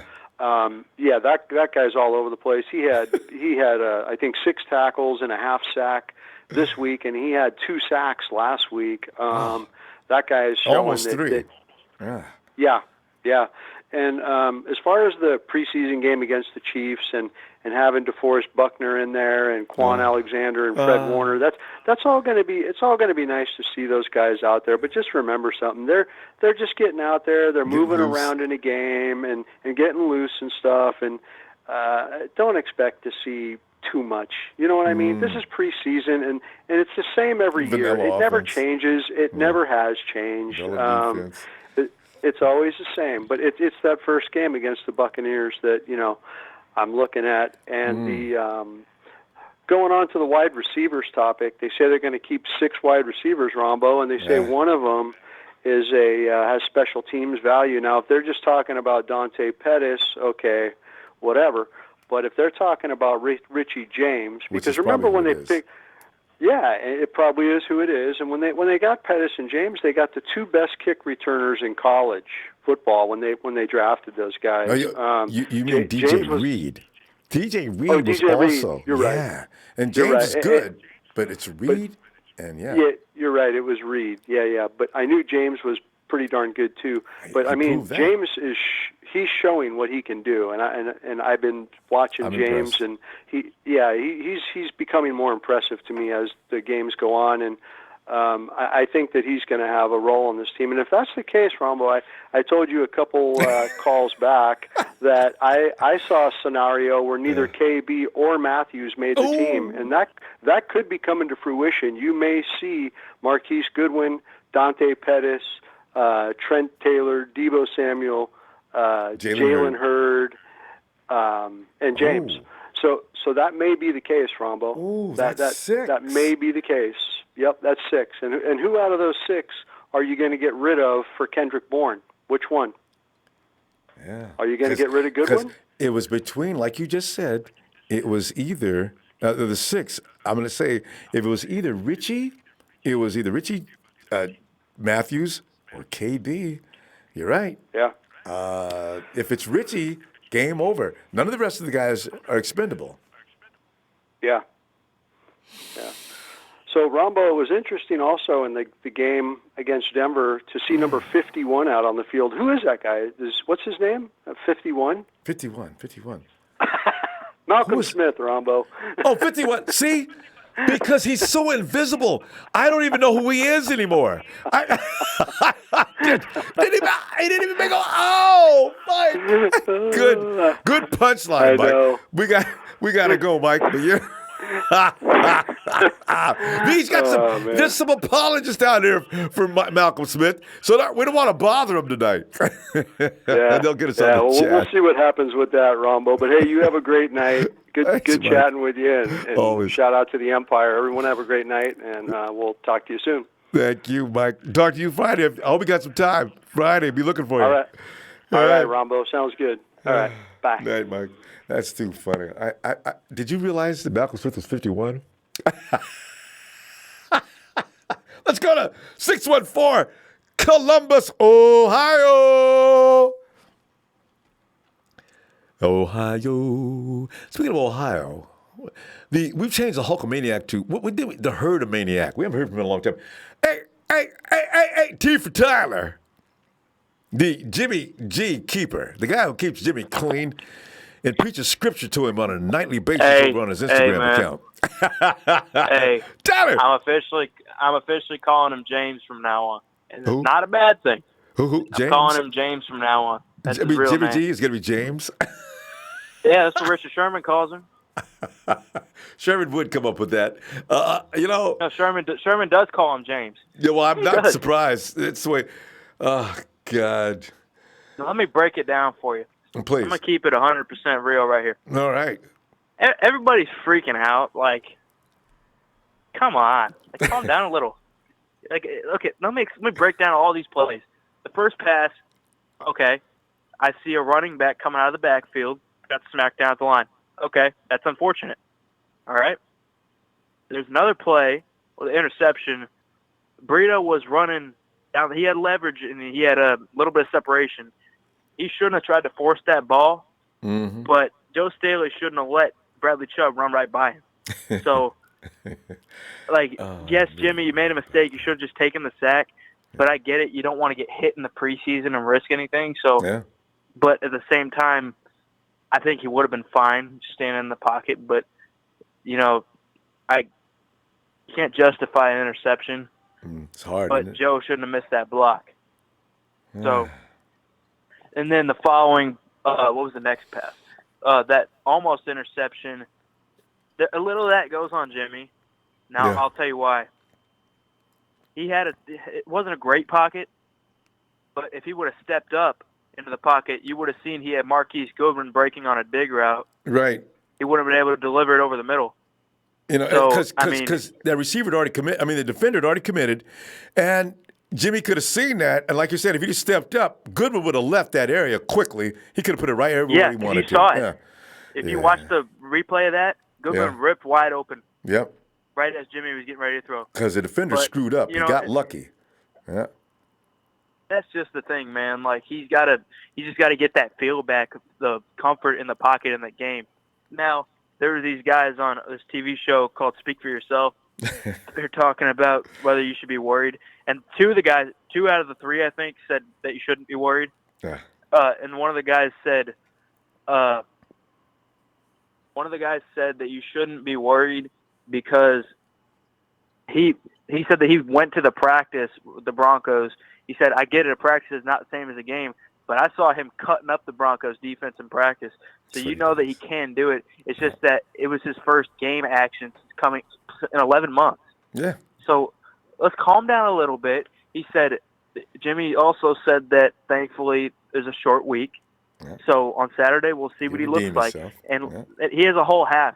So I guarantee you he's going to throw a touchdown pass. Oh, yeah. He has a whole half to do it. He's going to get in rhythm. He's going to be fine. And plus, that screen that he threw to Breida shouldn't have gotten tripped up. He shouldn't have lost his step.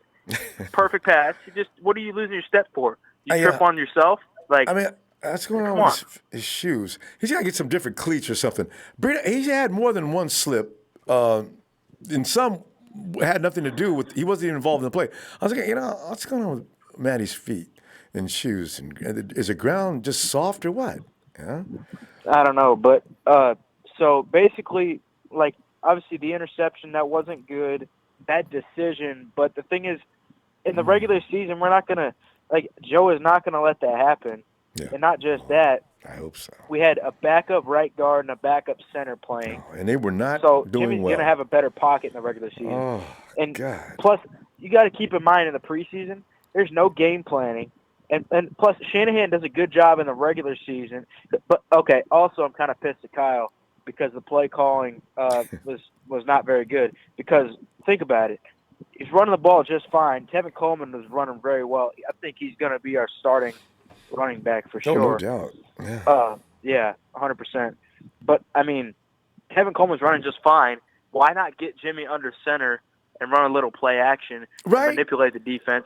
Because when you think about it, in Shanahan's offense, how often are you handing the ball off out of the shotgun? Not very much. Yeah. I don't care if it's the preseason. I don't care if it's quote unquote vanilla offense. The defense is going to know if you're Shanahan, if you're in the shotgun, that you're probably going to throw the ball. So these are obvious things. Todd, I got to tell you, though, everything's going to come on a play action. Shanahan does everything on a play action during the regular season, so that you don't know the difference between a play that's going to be a pass or a run. But Shanahan's so stubborn, though, he refuses to expose even a little bit of his offense in preseason. He does this every year. Yeah, that's why Jimmy didn't look like he had a good game against Houston in the preseason last year, but in the dress rehearsal he didn't look great. Mm-hmm. But you also have to keep in mind, I think it was Cole Hicatini. He dropped a touchdown, and then you also had something that pissed me off about that game against Indianapolis was Goodwin ran a route, Garcon ran a route, and they asked Jimmy like, "Who are you throwing to?" He goes, "I was throwing to Pierre." And everybody's like, "No, he was throwing to Marquise." It's like, it was pretty clear that he was throwing to Pierre. I remember it was pretty clear they kept that's that who he was argument throwing going to. for how long? That's funny you bring that up. That was funny. Yeah, it was annoying. I was like, he obviously threw it to Garcon. You watch it on tape. But, and also, what were the other passes that he threw that I didn't bring up or clarify on? Now, Tyler, you might have to save it. We're gonna have to go now. But listen, let's get you back in here Friday. Let's continue if you get a chance. All right? Yeah. One last small thing. Real quick, Tyler. They have to decide. They say, like, you'll ask people, do you think the 49ers receivers are good? No. Do you think our quarterback's good? No. It's like, well, it's one or the other. Either we have great receivers and our quarterback looks good, or our quarterback's good with mediocre receivers. You got to choose one or the other. They're all good, and they're proving it now, Tanner. Yeah. Debo and Jalen are going to be stars. Marquise Goodwin's already established himself as one of the best speakers in the league. And can't wait, man. Dante Pettis is just going to discover what it is to be a star this year. He's got all he needs. All right. Yes, Tanner. and I look for James on Saturday. I look for James to have a better game. There you go. Look for him to bounce back. We're going to go. All right, Tyler. I'll see you Friday. Yes, sir. All right, Jimmy G. Or James, thankful you're back on the field. There were a lot of things that would happen that weren't necessarily your fault. You're a great decision maker. You're a great quarterback. We believe in you. We love you. Niner Empire, Nine for life. We're faithful. James, stay away from the hose. Bye, bum. He's going to be a great dad one of these days. Russo! What's up, Ronbo? Russo, man, I'm sort of picking the fruit before it's ripe. You know what I mean? I'm saying, I'm harvesting now and getting ready to make this pie. I'm telling you, I'm loving what's developing here, and I'm also excited about the Jimmy G comeback before it even takes place. Because you know what? This is the kind of kid, you can tell, he's not going to take this standing still. And Kyle's making all the arrangements, so even if we're going to go vanilla, you're still not going to see Jimmy G get embarrassed for 2 times in a row. So I'm looking forward to that. But more importantly tonight, it's about to come back, just a little premiere, which is everybody's excited about, bringing in the stars, the headliners, Dean Buckner, Freddie Warner, Kwon Alexander. Russo, let me stop. Let you get in here. Go ahead, man. You got it. Oh, it's almost impossible to think that the defense can play better than it already has through the first 2 games. Wow. Like we're gonna like bring in more talent, and it's like we're gonna get worse somehow. You know what I mean? It's like we can't play any better. The defense has been lights out. So you bring in more, but, yeah, and then they bring in Buckner and Ford. Yeah. I'm really excited about Kwon. Like we know what we have in Buckner, we know what we have in Warner. Well, we don't really know fully what we have in Warner because I already know that I truly believe he hasn't touched his full potential yet. I think he's going to blossom into a Pro Bowl type player, and it might take another year or two, but you can see him starting to come. It's starting to happen. And Kwon Alexander is the one that's getting it out of him. He's becoming a vocal leader. Like he's a completely different person from last year. Who's that guy? Who's that guy in Carolina? Who's the All Pro? Kuechly?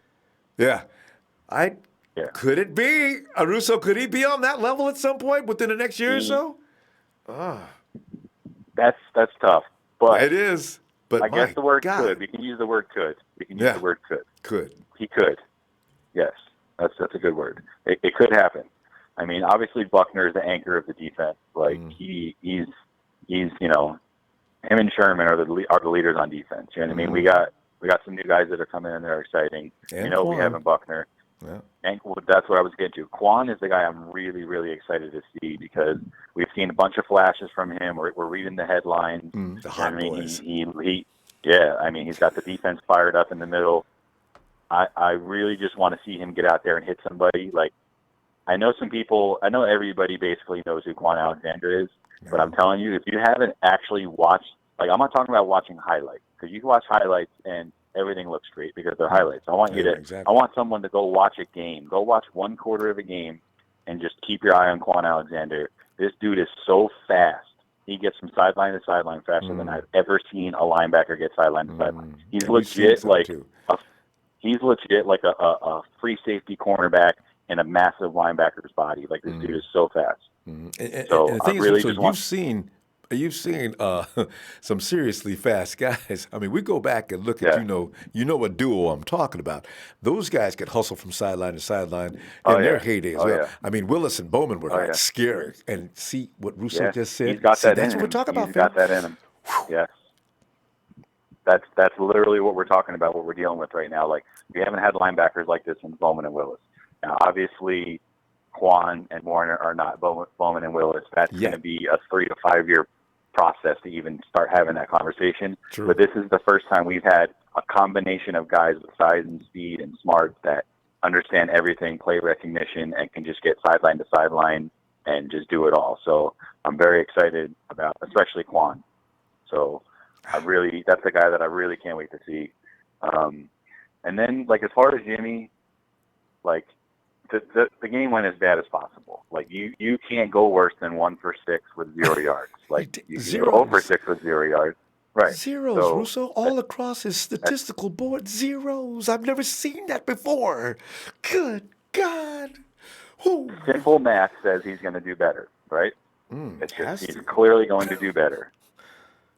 And the thing is that Denver's defense before Fangio was a really good defense. Like, this has been like one of the premier defenses in the league. They had like a slightly off year last year, but they were going through like a transition period with a quarterback, and they were just constantly putting the defense in bad position. But when they had some stability, obviously with Peyton Manning, and then after Peyton Manning, they did have some stability the last few years. Just last year in particular, the defense didn't look right. But Vic Fangio coming in is the reason why that defense is going to be top 5 this year. Yes, they're going to be top 5 this year. They just practiced 2 days together. Fangio did not play nice in that game. He's like in the preseason. Usually it's all right. Let's see what we have. He came out and he was trying to like send a message almost. So I mean, I'm not trying to make excuses for Jimmy. Obviously, those two starters on the line were out, but they were in it. Like, I mean, they were going to kill him. They tried to kill him. So I know. I mean, I've seen that. I understand, maybe he threw a couple of those balls off his back foot, but what do you do when you have Nick Chubb all over you? And, like in your mind, you're like, oh, shit, I'm worried about Von Miller. You got the pressure coming. Like, that throw to Caden Smith was way off because he had no time. Yeah. And interception. All his throws he had no time. All hurry. Yeah, he just had no time. Yeah. So, and the other thing about Kansas City, their defense is not good. It's just really not good. Like, as good as Denver's defense is, that's how bad Kansas City is. Like, it's like top 5 and bottom 5. I got to go watch them again because they're that bad. Their defense is that bad. Because Frank Clark's he's not segueing in quickly, is he? It's going to take him a minute. No, all right. No. And I don't quote me, but is Tyrann Mathieu not playing? I'm not sure. I feel like he's okay. I got to watch them I thought he had some. Okay, I haven't really been paying attention to the other teams as much in the last couple of weeks because I've been busy. But okay, he may have an injury. It's that time in his career when those things are going to happen. So I wouldn't be surprised. I definitely saw something at least a week or two ago. I'm not sure if he's good now, but either way, it doesn't really matter. I'm expecting Jimmy to throw a touchdown for sure. I'm on record saying Jimmy is going to throw a touchdown for you and Tyler, and I put me on that list too. Yeah. Okay, good. And after the game, This is how messed up this is. After the game, you know what everyone's going to say? It's just preseason. Who cares? Yeah, of course. Like, it doesn't matter. So it's just course. lose-lose. So it's just lose-lose. Yeah. So it's like I've kind of exhausted myself with the Jimmy talk, like trying to like coach people and teach people football. Like They don't even understand these little things. Yeah, they just see 1 for 6. They read the stat line and they're like, "Oh, Jimmy G sucks." They look at Nick Mullins and Nick Mullins is better. Yeah. But anybody who understands football, there's zero concern about Jimmy. Jimmy's going to be fine. Yeah. He may not be $130 million quarterback, but how many people are? You know what I mean? Well, look at Dak. How many people are He's in a position to get paid more than that. And you're going to tell me he's worth? Dak is nowhere near $140 million quarterback. Exactly. Oh, Exactly. so it's not about. But with it's the this market. defense now, all we need Jimmy to do is be the top 15 quarterback. So he can be the 14th or 15th best quarterback in the league, and this team is going to go far. Anything past that, you're talking Super Bowl. That's right, because I guarantee you, when Jimmy gets in rhythm, look out. You know, I'm talking top 5. I don't see him being behind about 4. When he was on his game, he was tough. I see that coming back as soon as he gets himself back to being who he is. I'll stake. Yep. I'm putting my name on that list. Anybody wants to get on that list with me? Let me know. And Russo, if you feel like... Last thing, and I'll let you go. Last thing. Right. And someone said to me the other day, they're like, "Oh, the 49ers have 3 backup quarterbacks on their roster." And I was like, okay, you know what? I'll let you have that. But guess what? One of our backup quarterbacks is 8-2, and he sat behind Tom Brady and knows basically everything that Tom Brady knows. And my money's on him. So you know what? You can always look for the negative and everything, or you could sit back and be a realist and just kind of soak it all in and just, you know, either trust the process or be positive or just, you know what I mean? Just be negative your whole life about everything. I don't know what to tell anybody else. That's it. You should join me on Twitter now. If you really want to get some knockdown arguments, I get heated. I don't care what I say at some point, but some guys are really pushing it. You know what I mean? With stupidity. Yeah. So, yeah. Gee. Anyway. Yeah, Russo. All right, bro. I'll let you go. Let me see you Friday, okay? All right. Shout out to you. Shout out to my TNT fam, Nighthawk fan club, everybody in the chat. All right. I'll talk to you, I guess, in a couple days. Yeah. Thanks, Russo. Talk to you later, fam. All right. All right. Hey, and let us roll on over to Since Day One. Hey, what's up, Ronbo? Hey, Since Day One, man, it's like one of these days where you hear so much good stuff, you can't stand it, man. I mean, we got so many guys on defense, we don't even know who to choose.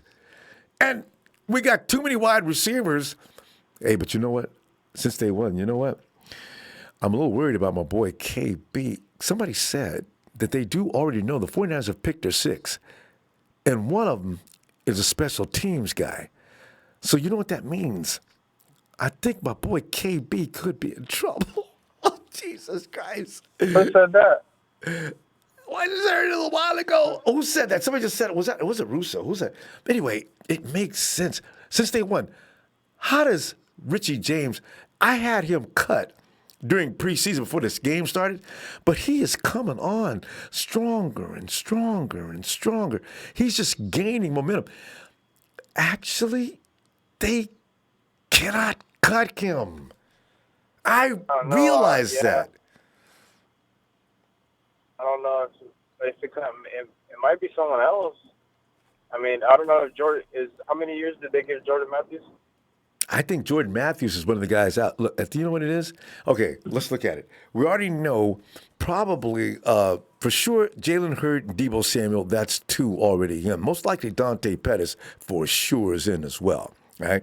Then you look, and Marquise Goodwin brings an element to the game that Kyle Shanahan is definitely want to keep, right? Trent Taylor became Jimmy's bread and butter dude before he got hurt.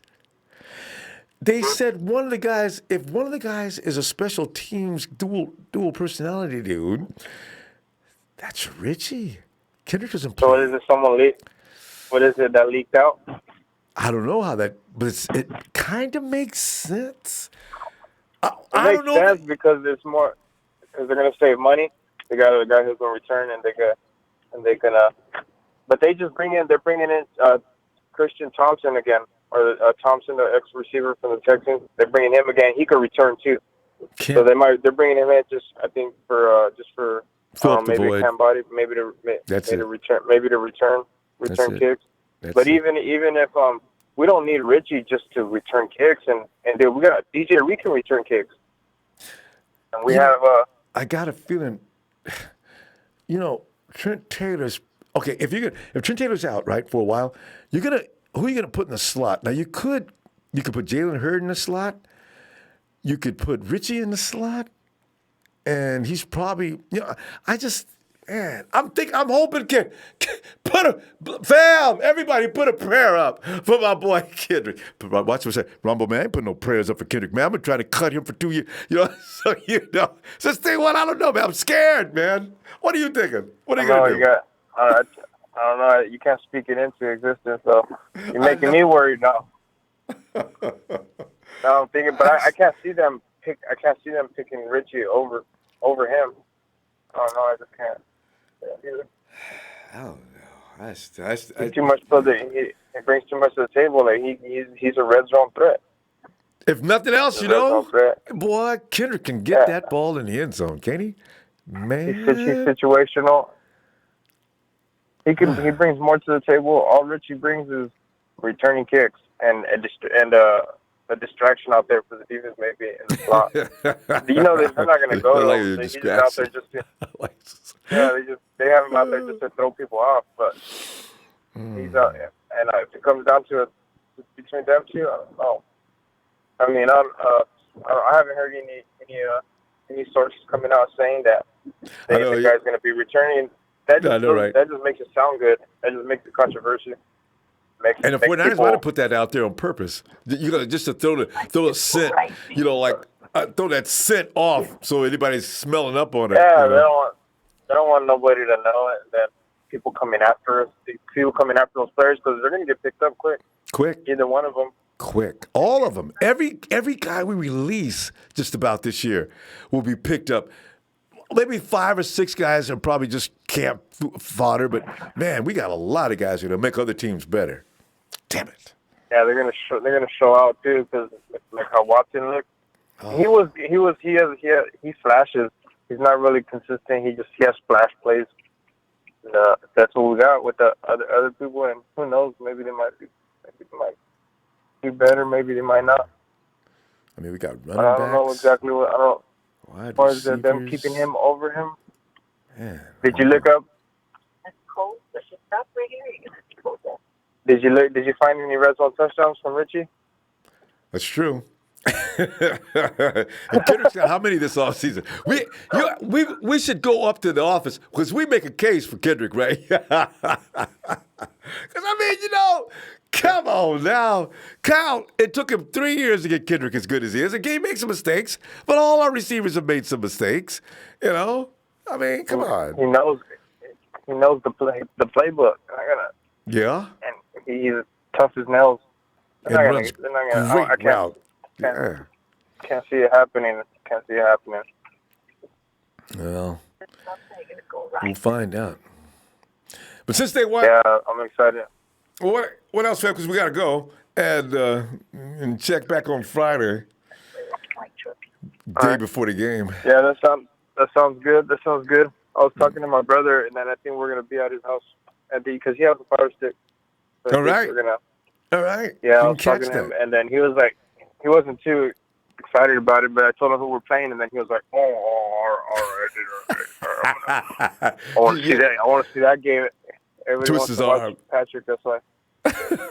Yeah, I know, right? It's gonna be a good one. That's what draws everybody but us. Patrick Mahomes. Yeah, all right. Go beat his butt. Defore's Buckner's supposed to play at least the full half. That first half. As long as Patrick's out there, Debo will be out. Debo will be out there. Defo and Fred. It's gonna be good. Man, also Kwon. Man, it's gonna be fun to watch for the first few minutes. It's only an exhibition game, but these guys they don't know any difference. They're gonna be playing their butts off. Yeah. I love it. All gas. No, the atmosphere is gonna be crazy. Yeah. All right, fam. Appreciate it. See you Friday. Thanks. All right. Good night. Night, fam. And we go to the Iron Sheik. Ronbo! Hell, Ronbo Sports. Thanks, Sheik. Now, you know what's going on, man. TNT came in here and launched the missile right here in the middle of the program. I fought them off tonight, you know. And also, we got Kevin Givens. What do you do now? And as you just heard, I was just saying, somebody put it out there that they're going to keep 6 wide receivers, and one of them is a special teams ace. What? Yep. Richie James. Oh, that's all it could be. And Sheik, he's played well. He's actually earned a spot on this team. I just, like everybody else, you got you guys you're loyal to. Kendrick Bourne is my dude. I don't want to see him get cut, but Richie deserves a spot. I know that. Yeah. Dang it.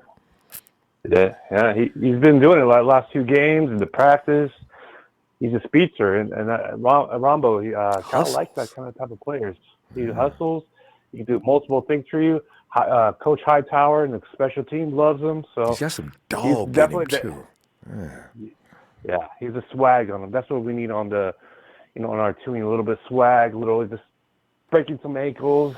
With that touchdown he did last season. So I've been wanting him to stay with us. I think he's worthy because I don't want the one-trick ponies, and that's what Kyle does not like.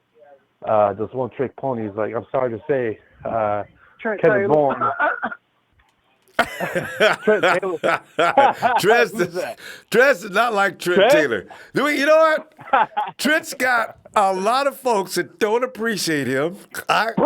Sprinkle on Trent, man, with that knowledge. Come out here, man. This is. Get out, Trent. Stop, man. Stop. All right, go ahead. He's always welcome. We're all family. He's always welcome. But the thing is, the worst guy I think is Matthews. Big Show. I'm sorry, I'm going to say it again. Big Show. Matthews. What has he done? Where's Janet Jackson? What have you done for me lately? I tell you, man, because I'm still waiting for Jerick McKinnon to make a play. Okay, let's see what he does. Not Jerick McKinnon, but Jordan Matthews. Let's see what he looks like come Saturday night. Now, Big Show, if we don't see no Jordan Matthews doing a thing, come on, man. Stop. The thing about Big Show lately is he's been missing a lot of choices. Obviously Nick Bosa and other players. And Kendrick Bourne, he's been waving that flag. Hey, he's going to be cut. He's not going to make it, but he's constantly. That's what bothers me the most, Show. Show is going to throw a party, man. That dude is going to be celebrating. You can see him. He's going to call it. I can see him now zooming in. He's got the party hat on, the streamers, and everything else. Show, man, you really do go too far. I can see him now. He's celebrating that hard. God. Yeah. Well, the thing is, let's go to the breaking news. I'm shocked. Hospital ward did not get injured today.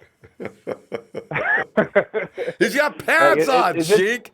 That was just a brain fart that day, and he forgot he wasn't wearing pads. He's a football player. He only knows one way to play, and boom, Jimmy, are you okay? I don't know. I can't feel my chest. Jimmy, you're not wearing any pads so I can feel your chest. The hell are you doing? Get up. I can't. He'll be okay. He's going to be okay, Sheik. I'm telling you. For death-wise, he'd be okay. But, people think more is definitely, it's done. I got the free safety. Tart, I got the strong safety. Those are already been flagged. Yeah. I'm not going to argue with anybody. I like T. Moore too, though. I really do. That boy, I tell you, he may be really. He may be elite. Let's see what he looks like later because he is tough. So yeah. Hey, Sheik. What's up, Trev? What's going on? Ask Ronbo this question right here. What does Richie James and Kendrick Bourne have in common that Trent Taylor don't? Hey, there you go. Answer the question. Hey, I'm gonna have to call Bobby Dewey in here. let me handle this, Ronbo. Listen here. My whole position on this from the beginning is this. Trent Taylor ain't got nothing to do with Kendrick Bourne. If I had my way about it, Kendrick Bourne would probably be replacing several players in the NFL, including most of them on our team right now. Now, if you want to make a comparison between Richie James and other ones, first of all, Kendrick Bourne is taller, better looking, and he can actually take more pain than anybody on the team. You ain't never seen him walk around with no crutches, no medicals, and no notes from his mama could he not play today. Therefore, Kendrick Bourne is the man with the serious plan and some of the best moves and route running I've ever seen in my life. Best moves? Is he dancing at all? Well said, Ronbo, but guess what? You hit it dead on the head. I ain't walking around with no crutches. You know what I'm saying? Your availability is your best ability. That's your best ability. And guess what? Richie James is available. Kendrick Bourne is available. Yes. Where's Trent? Yeah. Not available again. Okay. I rest my case. All right, Steve, go ahead and finish it on out. You got it, brother. Put that sprinkle, red and gold in it. But you know, Sheik, Trez, man, here's the thing. Kyle loves Trent Taylor. That's my brother, he was man. always going to be able, he was never going to be erased no matter what. And he came in being Jimmy's guy. He is so in, I mean, Trent's in.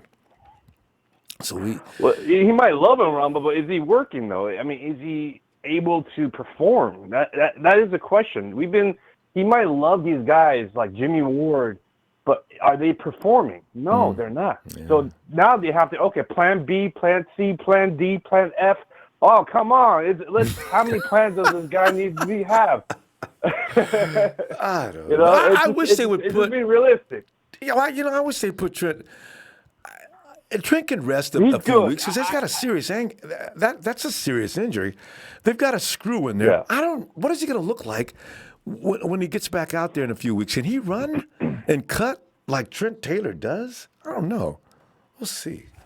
I do want him on the team, Ronbo, but the thing is, I don't want to force him to this.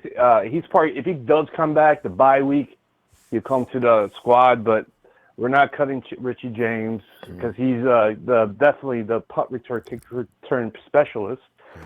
Taylor, if he definitely doesn't work, then we have to find these other guys. And the thing is about Poindexter, and it's sad to see him go. But that was a guy that we could have potentially bring from the practice squad. But I think we should claim him and bring him back, just like we did with other players in the past. But the thing is, there's a big test coming this Saturday, Ronbo. Mahomes is coming in play on Saturday, and we're going to have a big test on the defense. And definitely these guys need to be on their A game because the MVP of 2018 is here. This is a true test. So we got to figure out who's in with us or out. So we can't be just playing against these sorry-ass quarterback. This is a really good quarterback coming in. Finally. So we have to be. That's a good point. Because Dak is one of them sorry. This Texas boy here. Anyway, Dak is definitely not intimidating. And even though Flacco thinks that he's looking good, he ain't. He did nothing normal, unusual. But Mahomes, now that's a dude. That guy doesn't. Yeah. So, hey, Sheik, let's go ahead and wrap it up, Sheik. We go ahead and go. Yeah, that's one, brother. And I look forward to hearing from you Friday, Sheik. Yes. Definitely. Jerry Jones, Zeke who? And all that. And the whole room breaks out laughing.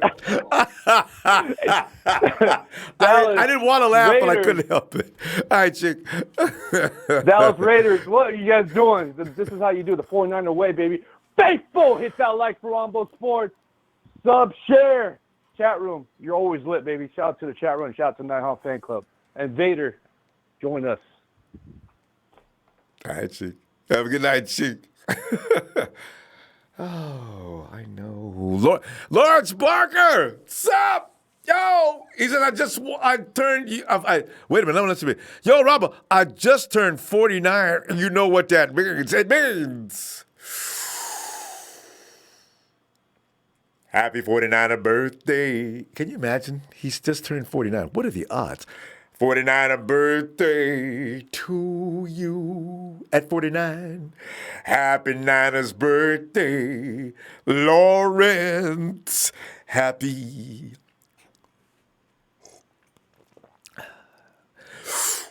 Niners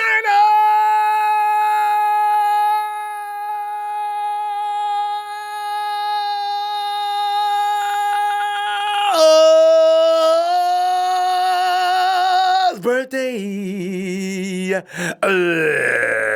Lawrence. Hey, Lawrence, man. Thanks for the contribution, Lawrence. Always appreciated. All right.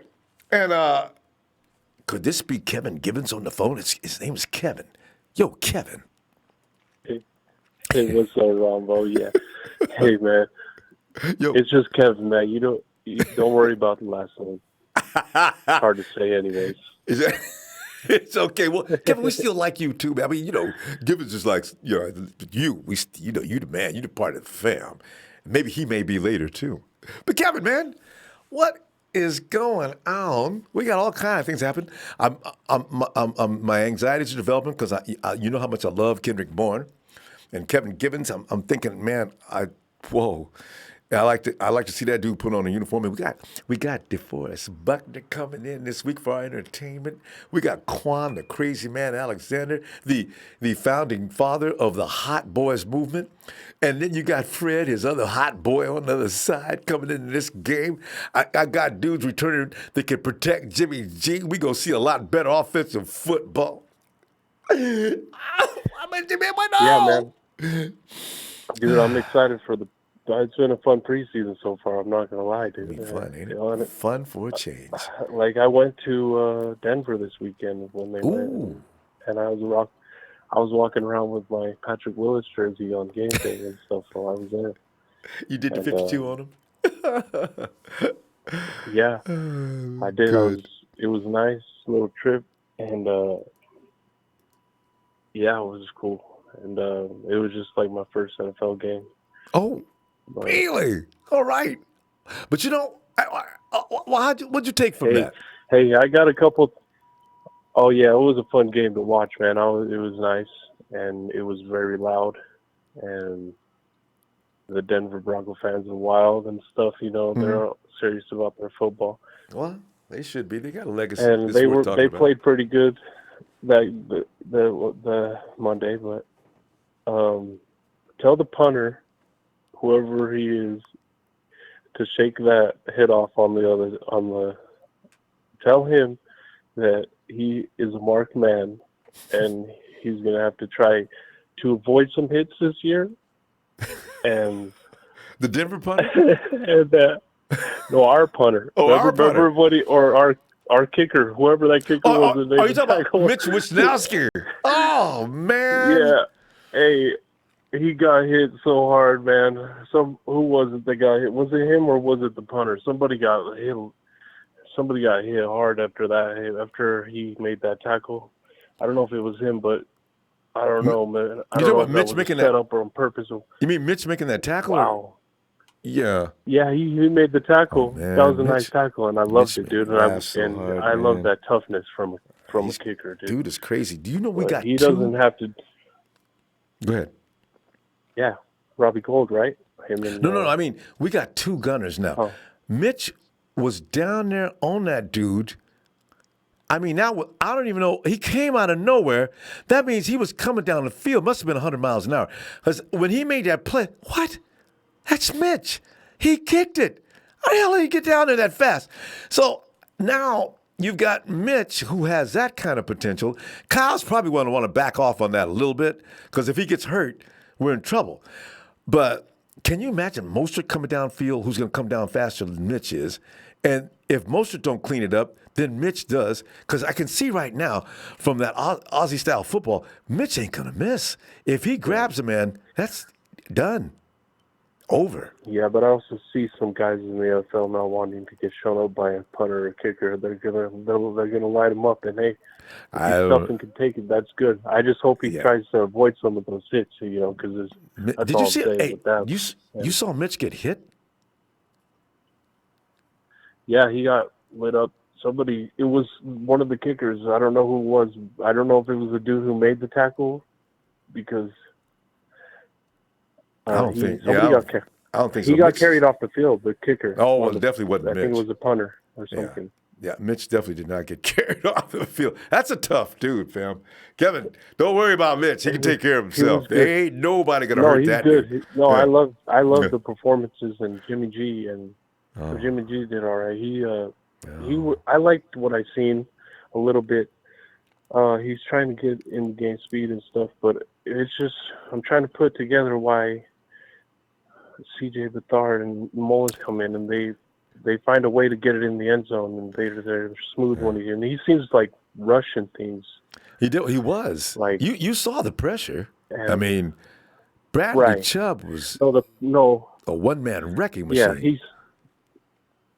I'm not. It's probably several things and all that, and that's cool. I'm not really sure, but it's just from what I've seen. It's just every time he's been in there, he's been like, I don't know, something's not clicking for me from what I've. Not that I want him benched or no, he's not playing that bad. To where he's I don't. You'll see a different story. And especially when you look, he's been gone for 11 months now. If you come in under extreme pressure, you're gonna break. Jimmy needs at least 2 seconds. He had less of this. Bradley Chubb, and they pulled another. I think they blitzed him on every play. He is going to need at least a couple of seconds to get back into game form. He is not so great that he come right out there and deal with pressure that quickly. He needs a minute. I think you're going to see a little better this weekend too. I can't. I hope to see more, and I just hope he stays healthy, and that we don't get him hurt in the preseason. He doesn't get hurt in the preseason. And Deebo Samuel, man, that was tight. It was Jalen Hurd, the first one taking the game over. Now Deebo's everywhere. And Deebo the following week. It's a good thing to see. Oh, man, he was fast, dude. He's so fast, dude. God, 20 miles an hour? 21 miles an hour? Like that for him. Jet sweep. It was 20 miles an hour, He hit 20 miles an hour. Just jamming. That was and he stayed in bounds through pretty much the whole run. He was just right there on the sideline, dude. Just a little bit. I got to give those Denver Broncos, they recovered. At least they got over there in time. They got the angle on him to cut him off before he got all the way to the end zone. Because Deebo was coming down he was moving. And they found a way to get the right angle on him and cut him off just before he dived into the end zone. So, got to give him credit on that. I've loved what I've seen from the guys that have been in there and just the play calling, and the defense has been doing pretty good, man. The defense hung in there this game too as well, whoever was in there playing defense. So if we can put our starters in there and they play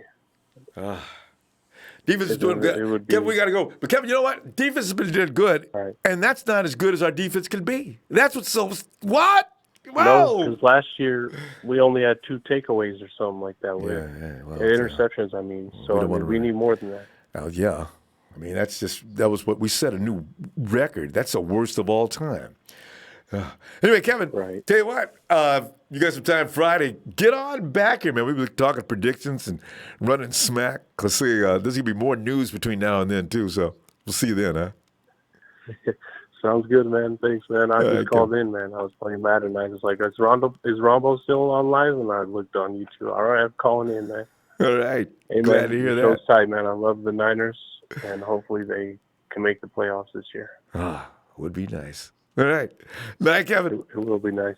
All right, man. Have a good one. You too. And let's go check out Justin. Is it this? How you doing, Ronbo? Let me say it. This just in. Justin! Oh, God.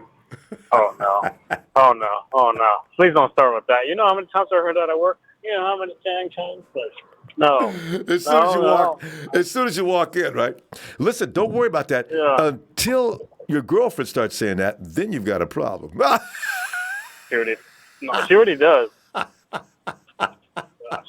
That was uncalled for. I'm sorry. Hey, but Justin. That's all good. Listen, you got Warner coming back, Deforest Buckner coming back. We're going to see. We've been entertained by some of the things going on with this defense so far. Do you know it's going to kick up another level? Justin, can we even stand it? We've seen good play from the linebackers already. We've seen good play for the frontline defense. Now you're going to throw Buckner in there? And you got Warner and this is perfect timing against a marquee quarterback too. I can't wait. So I didn't.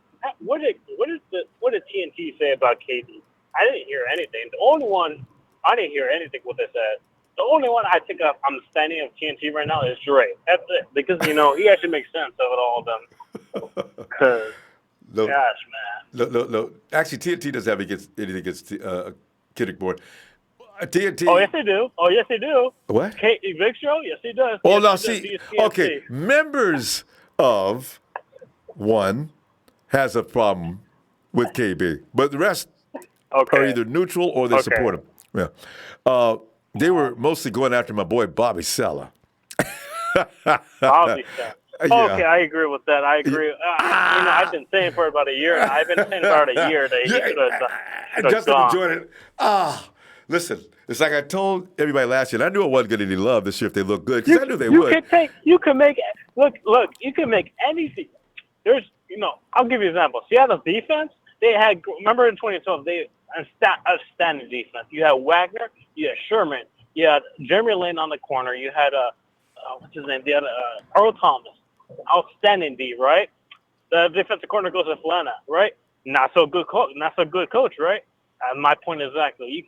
Any good defense can make a good coach, a good defensive coach. I'm saying that right now. And Robert Saleh is an coach, like maybe 3 out of 10. Okay, I know that's me being nice at all. This guy should have been gone a year ago. Listen, I just want to say, last year I got frowned upon, I got ridiculed. People said things that their mama wouldn't approve of about me because of the fact that I supported Bobby Saleh, and I issued my reasoning behind it was solid and legitimate when I said nobody's going to do a thing with this defense. You can bring Belichick in. You can bring in Vince Lombardi. You can bring in anybody you want, any defensive guru you want. They're going to look exactly the same. I said, you can't blame Robert Saleh for a poor defense. It's not right. It's not fair. Oh, yes, I can. Listen, tell me, Justin, just tell me a sorry defense with no personnel that the coach is actually driving them. Please, point it out. Wait. No personnel, and the coach is just getting them all in position to win. Tell me. I mean, but we've been saying this for about a year, Robert. You cannot lie behind the stats. You cannot lie behind the stats of this defense. Listen. This defense was horrid. Hey, Justin, let me see you go to class. Don't study. No book. No material. You sit down, you take an examination. You going to pass? I mean, I passed nutrition, so, I mean. Unless it's an IQ test, you ain't going to pass. It's like this is what the world is.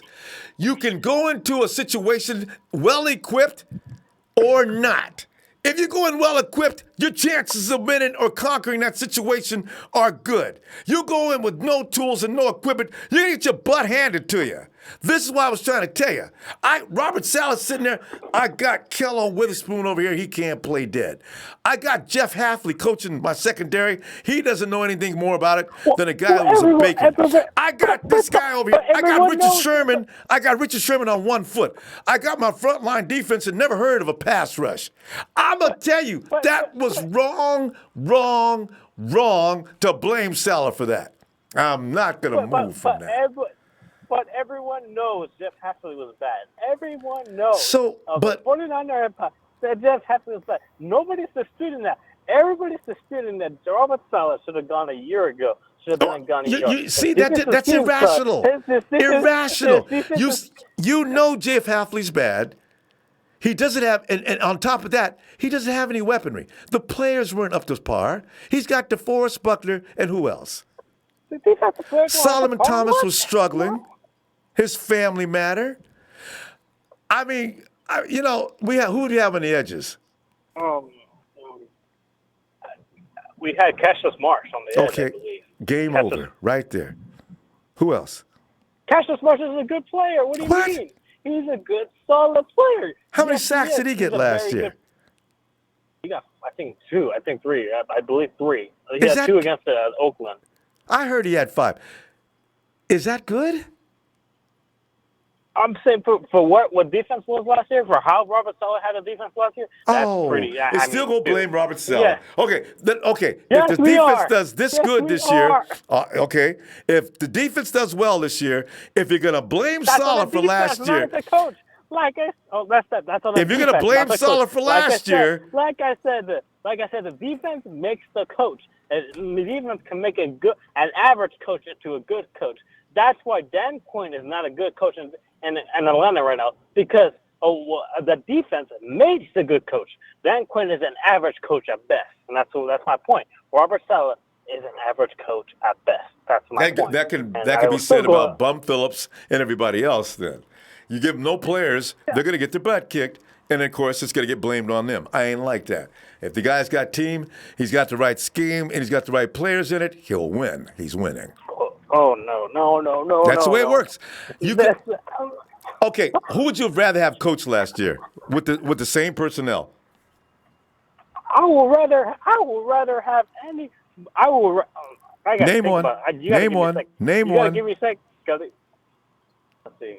Mm-hmm. I would rather have. Let's see. Hold on. I can give you until tomorrow to think of one. Yeah, give me until tomorrow because let me think about this. Hey, I'm going to give you till overnight, and you bring in the coach. They could have took that same unit with Hafley and others on that team, and you tell me he was going to come in there and make that a top 10 defense. Oh, you got it. It's not going to happen. Yes, sir. Yes, No, I can name 5.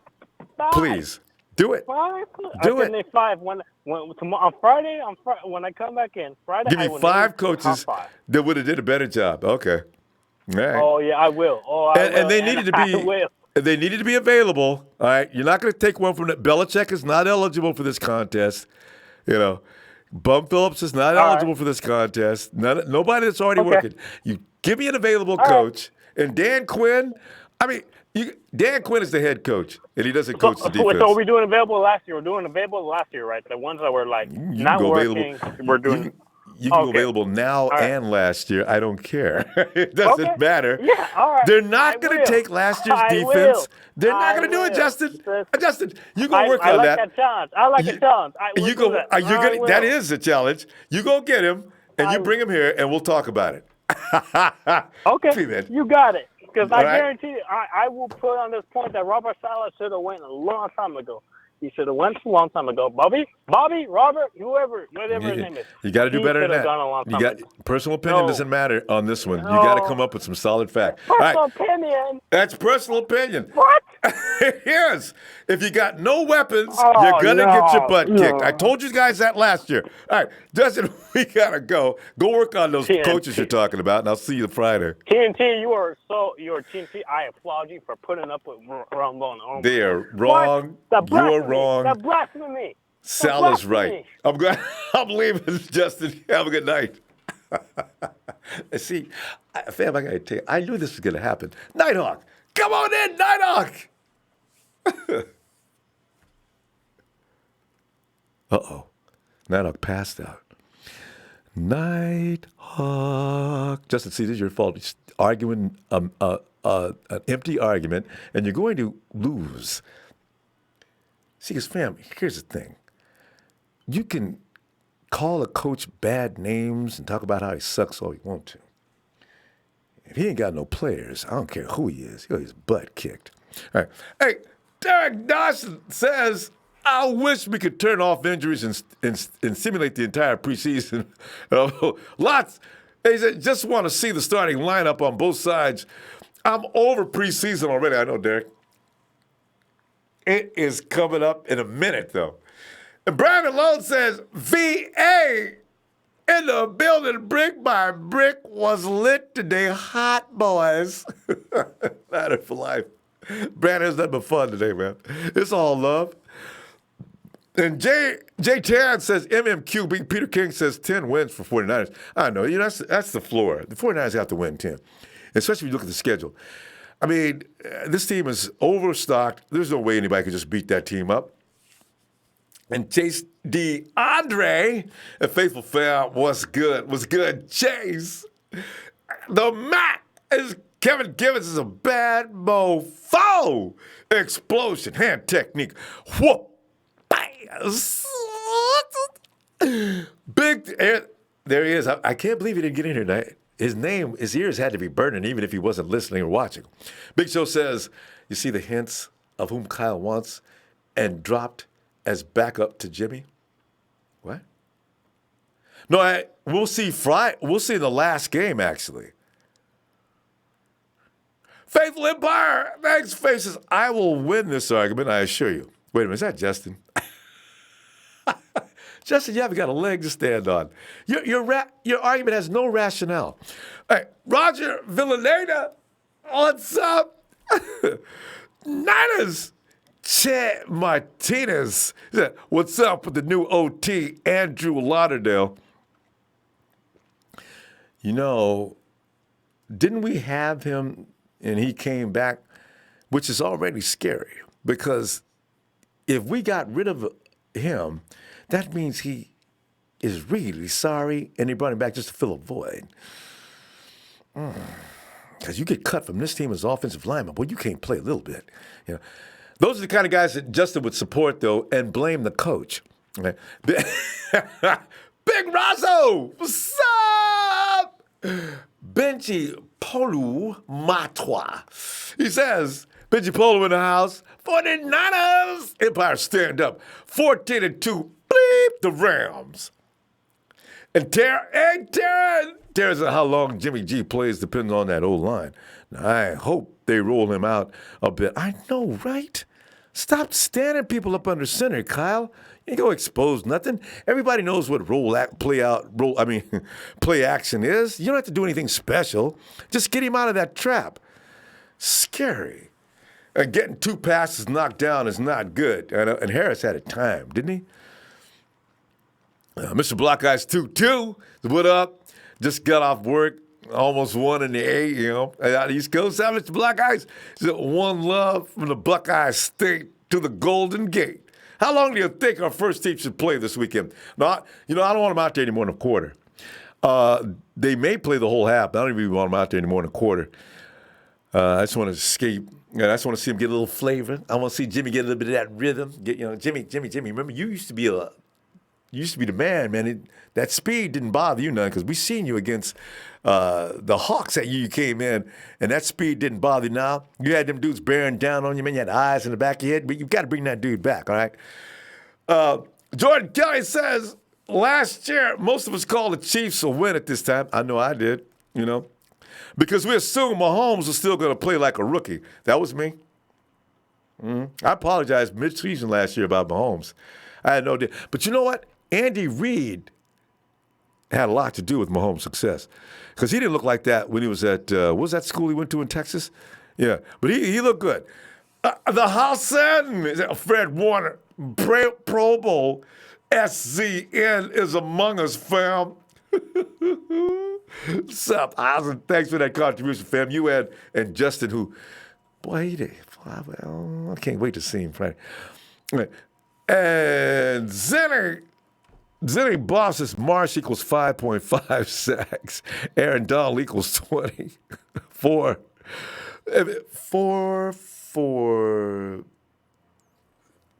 Was it? Okay. Anyway, D Ford, 13. Okay. Oh, is this FF? What is this? D Ford equals 13 sacks equals S7FF. See, there's a huge difference between D Ford and Cassius Marsh, Justin, this is what I'm trying to tell you. I mean, I don't know how to make it any clearer than that. You can have poor players and you'll get poor results. Coach can try to put you in position to win, but if you ain't got no talent, there's nothing the coach can do but sit back and cry. So this is what I'm saying. Don't blame the coach for players screwing up. Get him some players. All right. Let's see if Nighthawk is what? Nighthawk, where you at? Nighthawk. Yeah, Nighthawk's, he's out. All right. Fam! See you Friday. They'll tell what kind of developments we're going to get between now and night. It was the night before some ass kicking. Every creature was stirring in the empire. Even, I got to work on this. Oh, even the mouse. Oh, that didn't rhyme, I know. Hey, fam, hit that like, whoa. Hit that like, boy, get that pizza piece. And see you Friday night. Getting ready to talk about this game coming up Saturday. Niners!